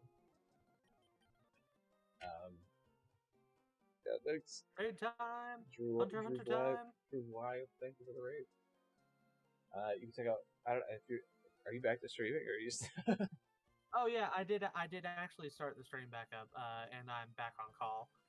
Well, you can check out my friend Y_Rock over there. He's probably still grinding, I would assume. Yeah, I'm still grinding. Okay, I lost most of my progress in the power surge, so. Yeah, so he had power out, and so he's still grinding. But anyway, back to talking. So Lazarus seems like he's seems like he's intelligent, but maybe not intelligent enough for the succession war. Yeah, he seems very middle of the road in a lot of ways. Like, obviously he's a beneficiary to a mafia family, so can't be that great. But at the same time, he is someone who believes in in helping addicts to recover. But he also obviously loves drugs. But also, loving drugs isn't a bad thing in and of itself. Not necessarily. So it's I really like Lazarus and where he kind of sits. Yeah. I also really enjoy the after he got the explanation of Nen from Basho, when he's just like, "Oh yeah, that sounds complicated. I don't know if I can incorporate it into my strategy soon enough for the succession war." Yeah. He seems like he's not the most intelligent, but he's also not like stupid. Yeah, he's like very like down to earth. Yeah. Very high. Put it. And that's very opposite to the next prince, Sixth Prince Tyson. Probably my least favorite prince. Oh, Tyson.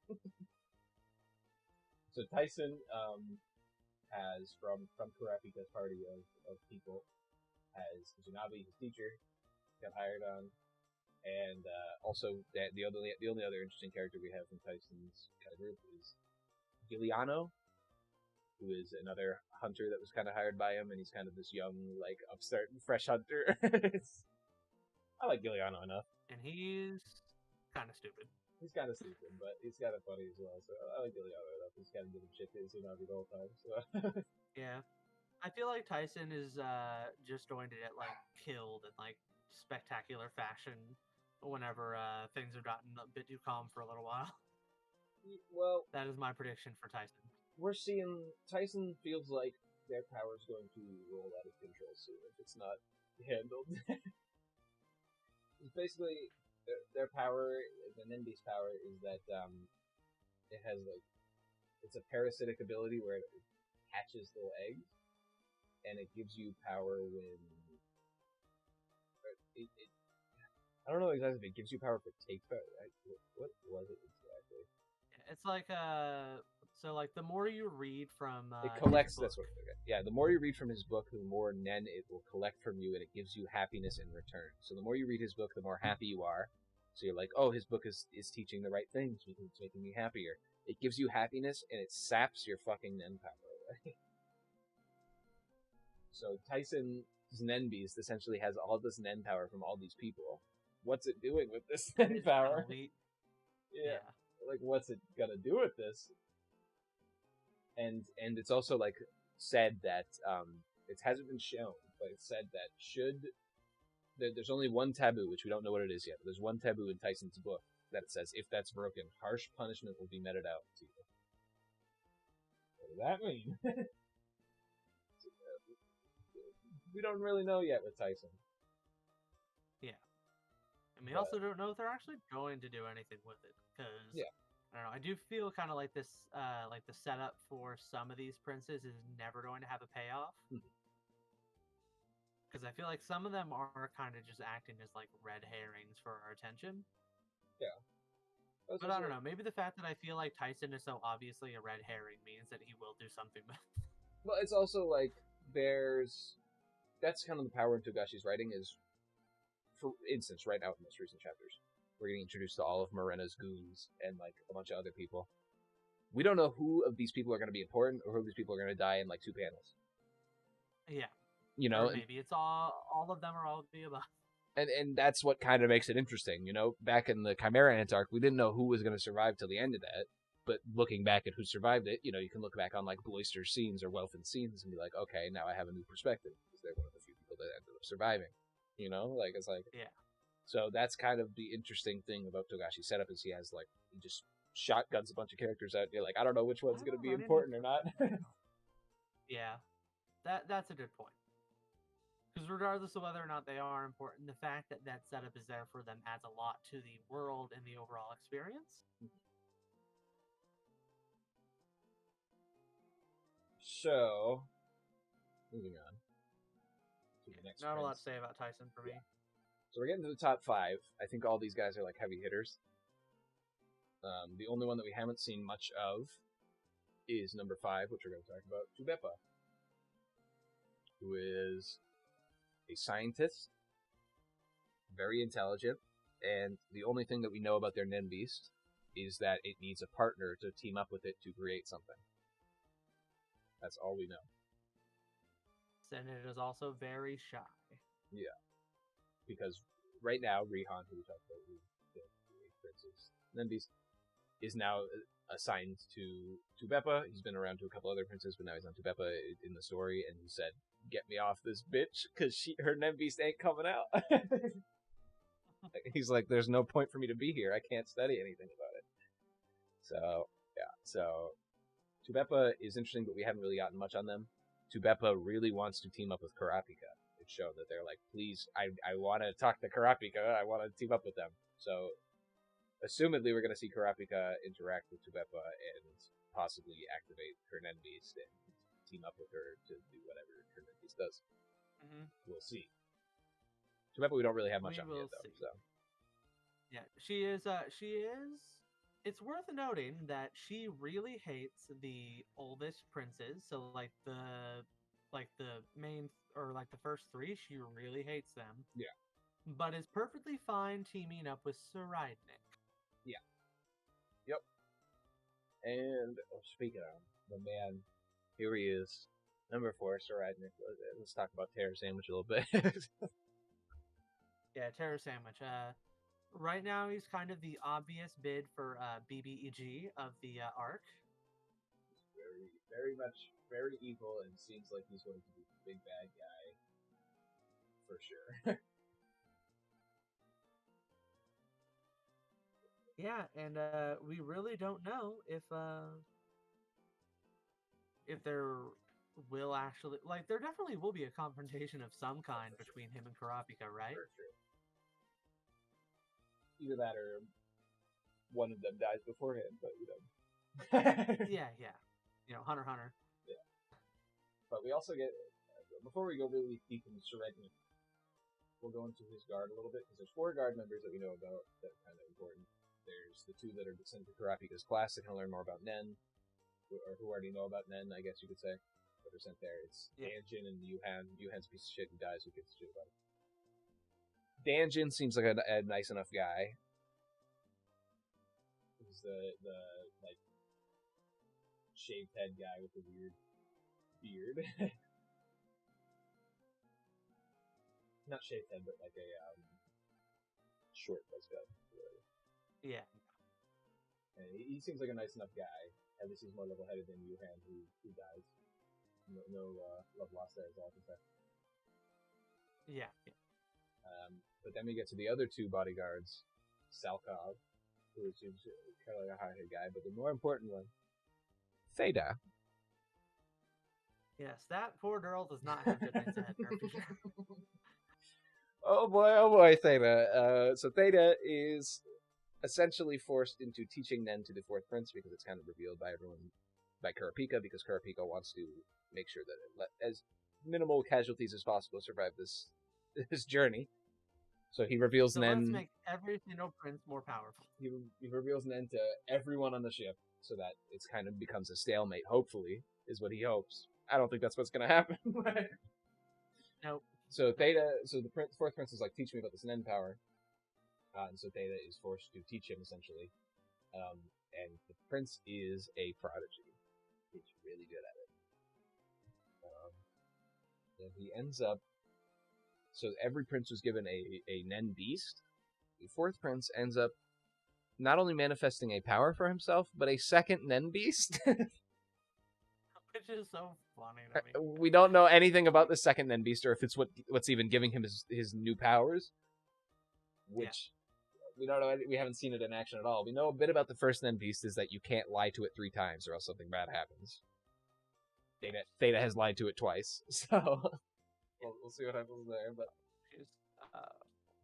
But the prince gets a power that allows him. It's basically King Crimson from JoJo, where it allows him to see 10 seconds into the future and erase that part of history. But people still see that history happening until that 10 seconds happens. It's really weird.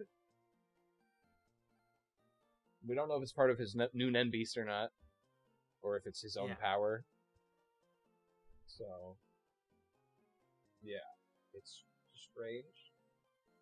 And Theta, poor Theta. Yeah. Theta really There was a second where I thought the Shonen Jump app was messed up. Really? Yeah, because like Theta's teaching him Nen, obviously, and so there's one point where she realizes just how quickly he's learning and how dangerous he is, which I have a point about that I want to talk about. Okay. And so during the trying to teach him Zetsu, where he completely shuts off all of his like Nen awareness for like stealth purposes. So while she is teaching him that, she shoots him. Right through the fucking she's skull. Like, okay, he's gotten really good at this Zetsu thing. Let's shoot him before he becomes any bigger of a problem. Yeah. And then afterwards, we find out that he wasn't standing there because it restarts the exact same chapter again, the exact same way. Yes. I'm like, wait, is the app messed up? Yes, it does do it. Yeah. What? I forgot about that. That's funny. Yeah, no, his power is revealed to see 10 seconds in the future while he has Zetsu on. Zetsu is usually when someone is vulnerable in Nen, but while he has Zetsu on, for whatever reason, he can see 10 seconds in the future. Other people can't see that, and he can essentially rewrite history, but the other people see what happened in the 10 seconds that he saw in the future, but then it resumes from the 10 seconds that he changed, so the other people see what they think happened, but actually whatever happened is what he did. Kind of weird. So, yeah, it's kind of bonkers. But it almost essentially makes you think like he thought up the exact rules for it after the moment where Theta shoots. Maybe. But it definitely is interesting in the way that everyone who uses Nen is weak when they use Zetsu. That's kind of the point, is that Zetsu weakens you, but it allows you to be stealth. He's not. He is very strong when using Zetsu. So, interesting. Yeah. And it's also worth noting that whether intentional or not, the fact that he is using Zetsu, but also has manifested a Nen beast alongside of it, means that he has, presumably, because we have no idea what it actually does yet, means that presumably he has some sort of protection while using his other power. Yeah. So Possibly, which kind of bleeds into the idea of like he is a prodigy who is like naturally crafting these incredibly complex and useful abilities. yeah, and we already know he has at least 2 levels of defense with his horsewoman Nendi's thing. Horrifying. Yeah. He might have a third one if his power isn't linked directly to his second Mendes, you know? Yeah. So he might have a third level that we don't even know about yet. So it's very, very interesting. And Serenich, we haven't really talked about him as a character. He's an awful person. He's a terrible person. Yeah. He's a piece of human garbage, but he is a prince, and it's interesting seeing some of the other more level-headed princes, seeing him as like kind of an ally among the upper level princes. Even though he is such a as a person, he's such a horrible human being. Yeah. So it's like, oh, it's interesting. So I have a tangent I want to go on. Mm-hmm. But is there anything else you have to say about Seridnik first before I kind of hit this tangent? No. Okay. So, Seridnik is an adult.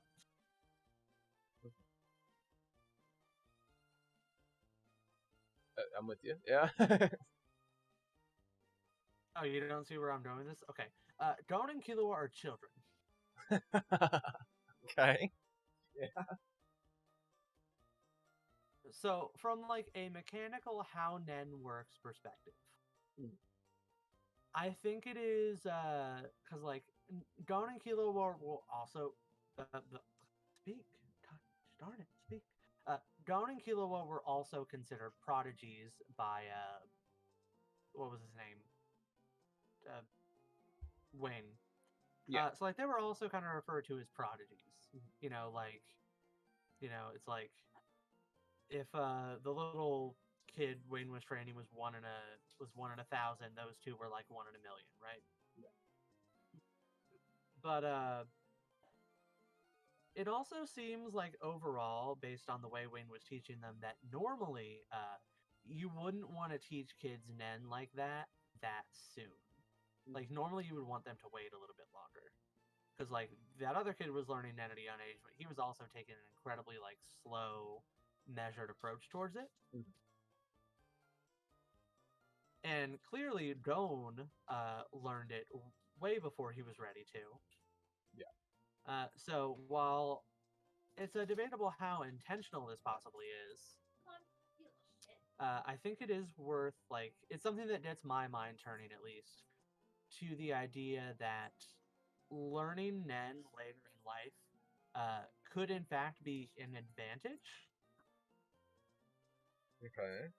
Because with more lived experience, with like a stronger body than that of a child, like imagine how much stronger and effective Killua and Gon could have been. Well, Gon especially, if he had learned it at like a proper age as opposed to like way earlier than he should have. Okay. And that's just something like mechanically about Nen. It's not really anything like story wise. Like I don't think they're trying to go for like a parallel between Seridnik and Gon. Although they definitely could go that way. Like they definitely could lean into that if he wanted to. I don't think he would, but they definitely could. But I don't know. That's just something that like thinking about Seridnik and all of his like stuff makes me think about because like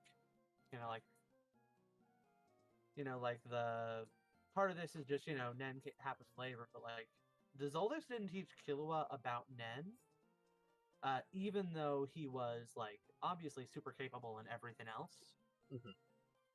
And was part of that maybe because like the longer you wait to teach someone Nen, the more overall effective they would be. Yeah, maybe. To a certain extent. That's just something that I've kind of been chewing on with this Seridnik stuff because it's like, thinking about Gon's lost potential, which is like a big like thing in Hunter x Hunter, like the fact that Gon was so failed by the world around him as a child. Yeah. And that's just something that I've been chewing on thinking about it. Specifically with Seridnik and him like being such a prodigy, learning it later in life. I guess with Killua, I haven't really thought about it, but I guess with Killua, Kaluto's younger than him, and he knows none. So, I don't know. I'm trying to think about why that is. Is Kaluto important to the Zoldyck? That's true. But that's an interesting theory, though. Yeah, that's just something I've been chewing on.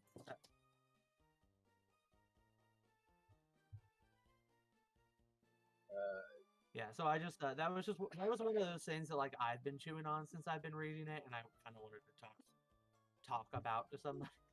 Interesting. No, I'm like you. I have things I want to talk about with other people. Oh yeah. Well, moving on. I guess unless you have more to say about that. No, that was pretty much it. Yeah, just, that's interesting. Moving on to the third prince, though, Zhang Lei. I'm a big fan. I like this guy. I like his design. I like his vibes. I like everything about Zhang Lei. I think it's pretty cool. I think he's for sure gonna die. We'll talk about it more at length later. Favorite prince to win the Succession War, in my opinion, right now, at least in the story, is Zhang Lei. But we'll get more into that later, I guess. But Zhang Lei, Zhang Lei is very calculated as a dude. He very much takes his time with things, and it's just like waiting for people. And his Nen Beast, we've seen. This is the one negative that I have for him. His Nen Beast seems to be doing nothing for the Succession War, which is important in the fact that if he were to succeed, it would probably be very good for him later. But the fact of the matter is he's very, very weak right now in the Succession War, as it seems, because his Nen power seems to not do anything. I mean, well, we don't know what it does yet. It could do something important in the Succession War. Which my current thoughts on Zhang Lei from like a mechanical like Nen perspective is that he thinks it does nothing, and he's thinking like, oh, this is like long term going to make me incredibly powerful, which might be true, but is that it will do something in the short term. It could do something in the short term, extension of whatever that long term is. I think probably something along the same lines of like what Tyson's does. That's true. My thought process is Nen powers usually form to the form of the person who makes them. And even though these Nen beasts are based off of the original Kaken King, you know, the reason why they exist is because of the original Kaken King's power.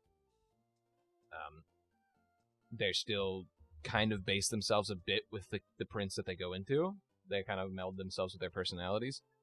So if he's sitting here thinking this Nen power isn't going to be useful to me now, my thought process as a reader is he's basically confirming to me that the Nen power might have some use now in the Succession War that he doesn't know about, but his long-term goal is the Nen Beast's long-term goal, so it will be more useful later than it would be for now. Yeah. So that's my thought process on it. It could have a useful power that could be useful now, and it probably will be revealed later to have something that's useful, but I think also in that reveal it will be like, this will be much more useful on a longer-term scale as well. So, that's my thought process on that.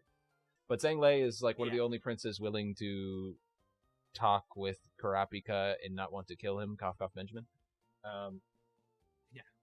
It's Zhang Lei and Fifth Prince Tubepa are the two that want to talk with Kurapika like directly, and they end up having a meeting with Zhang Lei where Kurapika and Oito are there, and it's pretty amicable. Zhang Lei just wants to know some stuff. He just wants to ask questions.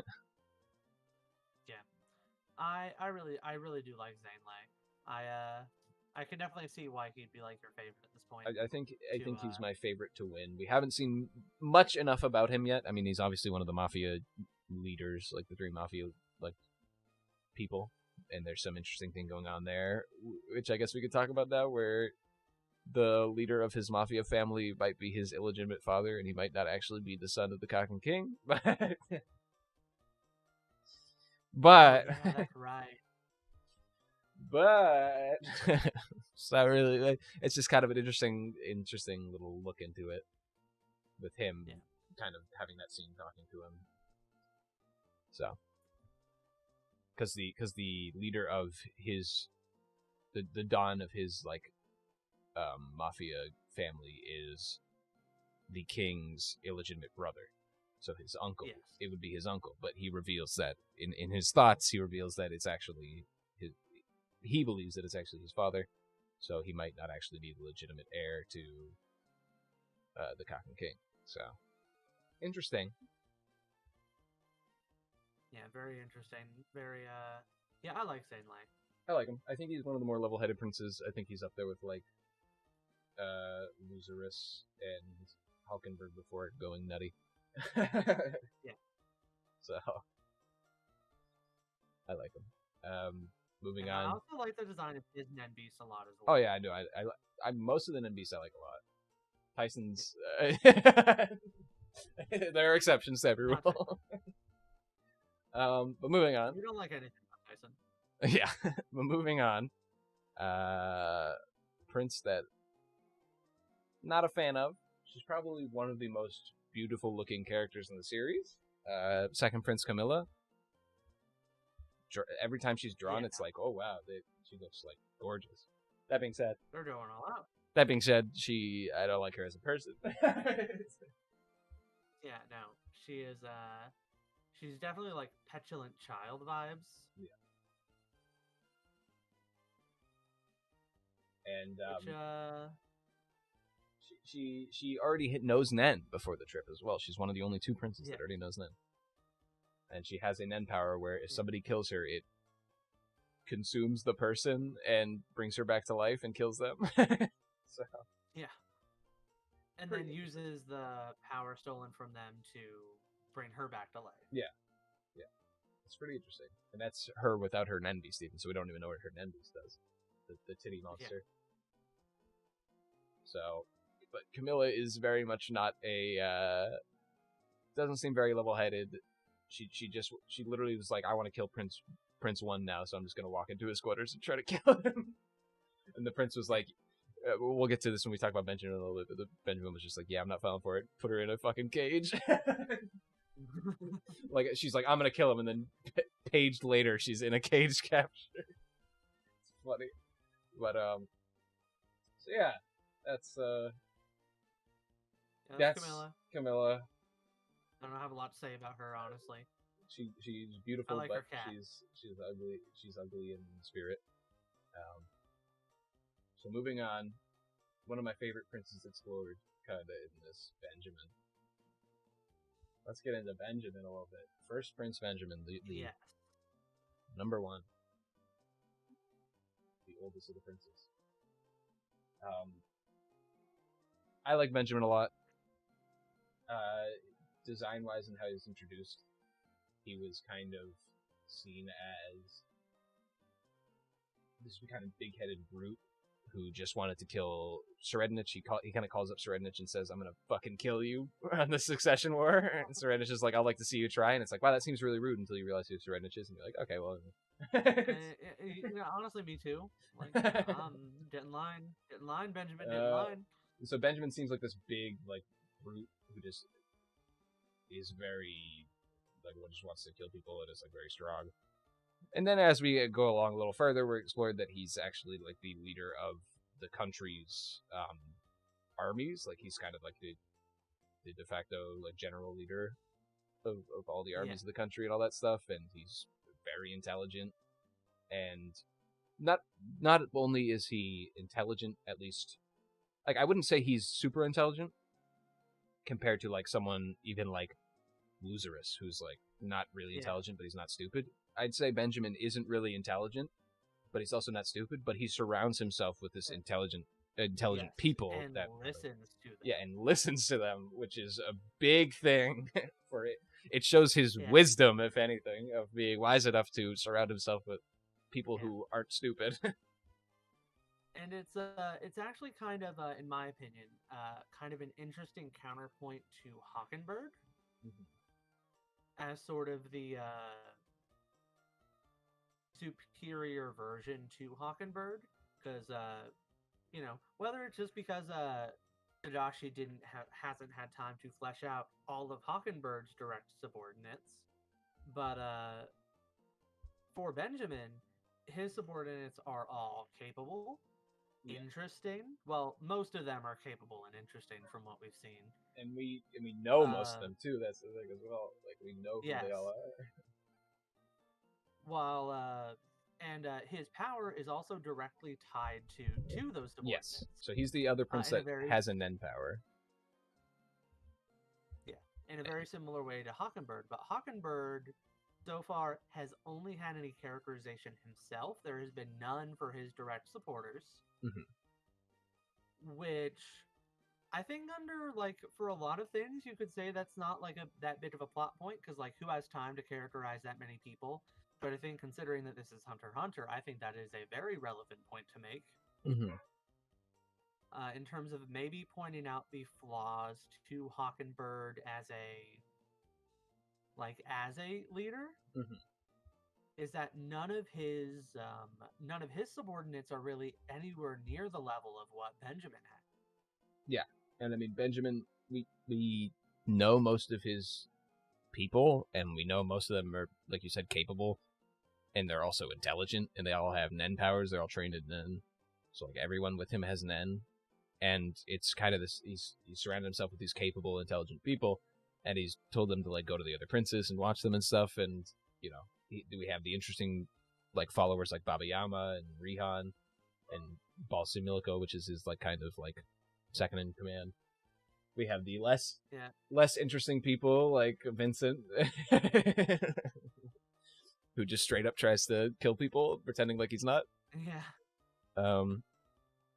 And like Furkarov, who is the other guy that comes to Kurapika's thing, where he's obviously not a big fan of Kurapika compared to like Baba Yama.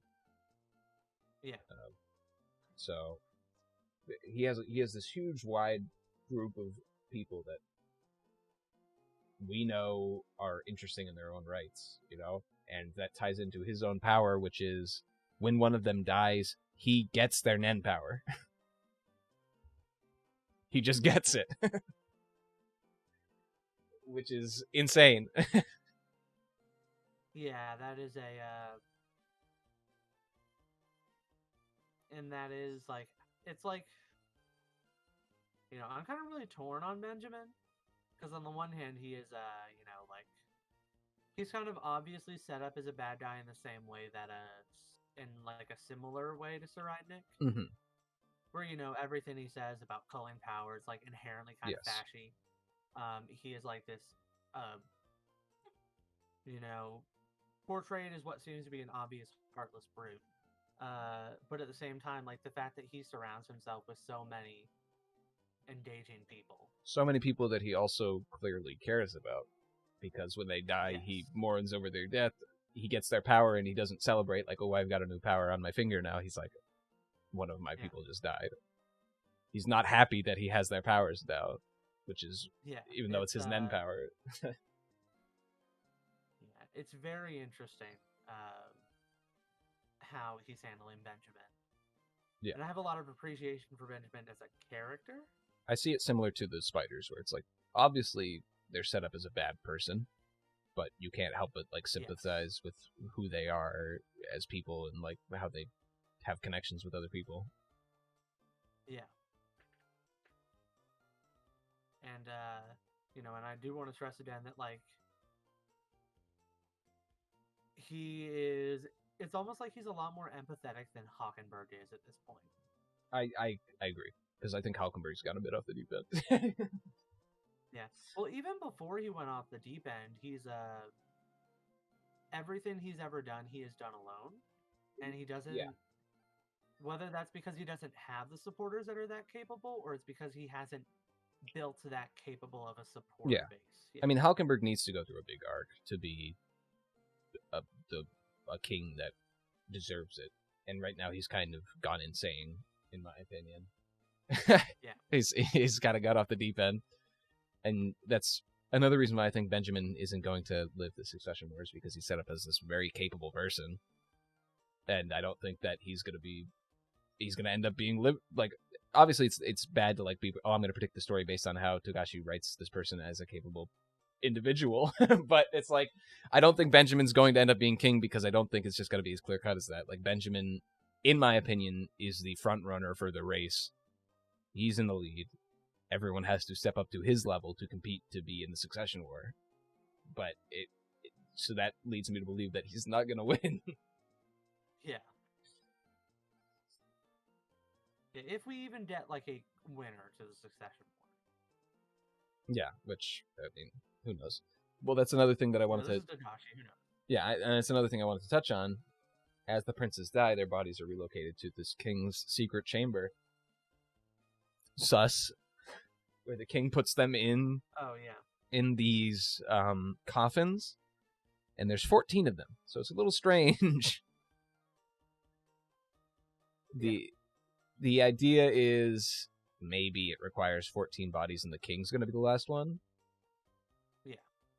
Or maybe, he's tricking all the princes. Or maybe it's like a, what's it called? It's really been the same king the whole time. Yeah, maybe. Darth Sidious thing. Yeah, maybe he's just extending his thing into the final prince who's left. If the final prince beats the king or whatever. Whoever wins, their prize is that, psych, you're out of here. My body now. Yeah, they're possessed by the first king of the Kakin Empire. We don't really know anything about other than he gave this power to give the Nen beasts to princes. That's all we know. So. Yeah. And he set up the super bloody succession war for a reason. Yeah. So we don't know exactly what's going on there. We don't know if anyone's gonna, if all the princes are gonna die, if some of the princes are gonna live to go on to the fake Dark Continent, which we haven't even talked about the fact that this whole thing is headed to a fake Dark Continent so that they can unload the passengers safely, and then the hunters can move on with Beyond to the real Dark Continent. Yeah, I love the way you described this to me as we're in the middle of this huge arc on the way to another arc. Yes, it's a huge arc that's on the way to the next huge arc. It's like everyone thought they were going to get on this boat and then we're just going to like cut 3 months forward or whatever onto the like Dark Continent. But no, it's like, oh, we're getting onto this boat and now here's a huge arc, by the way. It's like, huh? Yeah, it's just So yeah, it's how Togashi set this up. Yeah. And lots of intrigue. Bill had better get through this. Well, we're done with the royal family. Hey, we made it through the royal. Yeah. Is there anything else we need to talk about, like topside, before we start talking about the spiders and the mafia stuff? No, not really. I mean, the only thing that we didn't mention is the fourth prince has previously was a supporter for one of the mafia families, and the third prince is a supporter. We already mentioned that, so. But we'll get into that as we talk. Yeah, and then Lazarus is the other one. Yeah. So we'll get into that as we get down there. So we were having all this interesting stuff between the princes. And then suddenly, we're down into the lower levels, and we just see Crollo. One of the first panels we see at the lower levels is Crollo just enraged in mourning. So, poor Crollo. He doesn't deserve this. A dude. I mean, he does, but another passenger in the Black Whale looks over at him and is like, you look like you're about to murder someone. He's like, the passenger knows right it will. The passenger says, you must have done some really shitty things to get on this ship, but don't worry. You're here now, just celebrate, have a good time, forget your past worries. And Crollo basically says, how can I forget? I'm not supposed to forget. I have to move on with these points in my life, like I can't forget about it. Move on, you're not supposed to forget. Yeah, so it's like Crollo is a man on the mission, and that mission is to fucking kill Hisoka. Yeah. So here on the bottom half, we kind of have a couple of players. We have the spiders all down there who are planning to kill Hisoka. I'm gonna talk. I don't know how much time you have left, but I want to talk about the spiders a little bit as well. Let's see. Actually, because we started at what, 2:45, 3. Yeah. So we probably have to go ahead and go out to dinner now. So we're gonna call it here. Okay. Man, I'm glad we talked about One Piece. Yeah. I'm glad we talked about One Piece. Here's how I feel about One Piece. I mean, this is good because you'll be able to read more before we. Yeah, that's true. I am right in the middle of the Arlong stuff right now. Mm-hmm. And started to cry. like right before I was sitting on the toilet, reading One Piece, starting to cry. Not too long before this stream started. Yeah, very good stuff. But what were you gonna say though before I cut you off? Oh, I was gonna start just talking about Forward, but yeah, we should probably call it here. I mean, we 5 o'clock now. It's good because this next chapter that's releasing also introduces like 20 more people. So you thought it was over. You thought it was over. Yeah, we'll have. I mean, last chapter. We'll have a lot to talk about. The chapter that most recently released just had us introduced to half of Marino's goons, so we got to get the other half in this one. And I think we're also being introduced to the Fourth Prince's some of the Fourth Prince's guard that are down here because they're hunting for Marina because this whole stuff's happening. Oh yeah. So we've got all the mafia members, Hisoka and the spiders. I want to talk about the spiders. His sexiest outfit, but we'll get to that. I want to talk about the spiders at length because man, some of them are doing some really interesting stuff right now. Cough Franklin. So, I mean, yeah, I'm interested in everything that's happening, and I guess what to cap it off and what I wanted to say is where we have this really interesting Succession War arc that's happening right now with Kurapika. We haven't seen Leorio. Leorio's down in the lower levels. I'm sure we'll be introduced to the whole medical team soon, so look forward to that. We haven't seen anything about Leorio, and then Kurapika's just been doing the Succession War at these upper levels, and suddenly, snap cut, we're down in the lower levels, and we're just dealing with stuff down there now for the past, like... There's an entire freaking arc down there. A whole different arc down in these lower levels, which, it's all good. If it's all good, if I had to predict it would be linked together, in a way, because we know what's happening with Hisoka now, and we know the spiders want to get up to the top, so we know something's going to happen there. We'll see. But and then the arc is gonna peter off and nothing happens. No, because it's very anticlimactic and hits the island. Well, that's another thing I wanted to mention is Togashi, I think, has writing styles. I guess this is gonna be my final cap to this discussion. Yeah. Actually, Togashi has writing styles that are very interesting. I think his weakest part is the setup, which is what we're getting right now. It's since we're still in the setup, 50 chapters in this arc. Yeah. I think the weakest part to him is the setup because we have to have so many different characters interacting in so many different ways. We don't know exactly what all their ideas are. The setup is still really interesting and we get a lot of like cool characters and stuff happening, but we're still in that setup. We don't know what's going to happen. Yeah. The most interesting part of Togashi's writing and the best part of his writing, in my opinion, is what happens afterwards. The result. The payoff.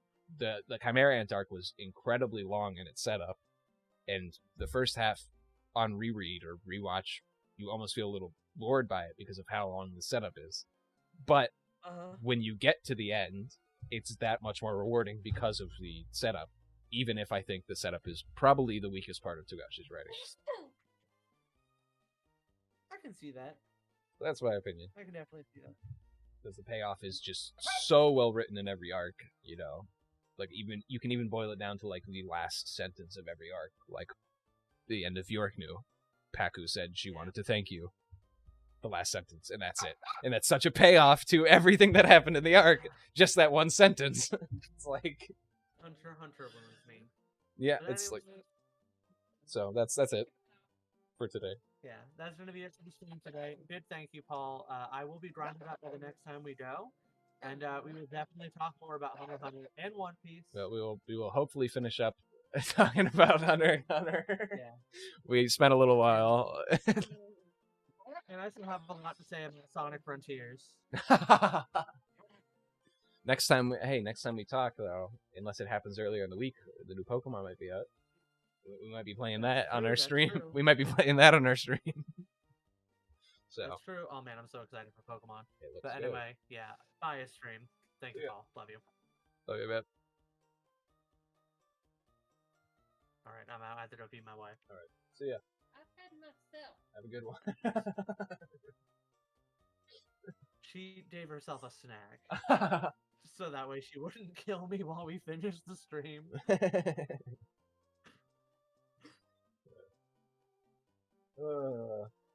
Good stream though. Good stream. I enjoyed it. I got all my mons leveled up to acceptable levels. I didn't do all the way because we still have some stuff to go through, so hopefully it won't bite the ass for not doing the full level thing. But I'm so excited to finally have someone to talk about Hunter Center about because I've been waiting. None of my friends read. They've all the people that have seen it have watched it, so you can hear dogs barking in the background. But I'm excited to finally have someone to talk to it about at length, especially because Cory is as interested in the series as I am. So we'll see. Also, I'm excited he's waiting this Friday, so I have someone to talk about that as well. My selfish me wanting to have conversations with people about things I'm interested in. So that's it for me for today. Thanks for coming by. Fun stream. Let's see real quick. Just to make sure I don't forget. 40 hours into this Nuzlocke run. Wonder how many of it was us standing around talking. But that's it for me. Next time we'll talk more about Hunter. Next time we'll talk about the lower decks and all that crap. This was more of a podcast than it was the Emerald Soul Link. So sorry for you if you're coming. If I ever upload this to YouTube, it's definitely not going to be like Emerald Soul Link Part 6. It's going to be like Paggigalo 6 or whatever. So if I ever upload it to YouTube, we'll see, because I haven't uploaded to YouTube since the year now. But I do have everything saved. But yeah, that's my thoughts on the chapter. Not the recent chapter, the chapters of Hunter x Hunter. I'm very excited to talk more about it, especially the lower level stuff. But that's it for me. Yeah.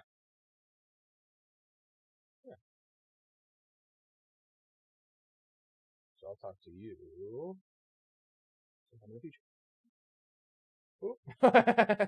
Didn't mean that. So, bye.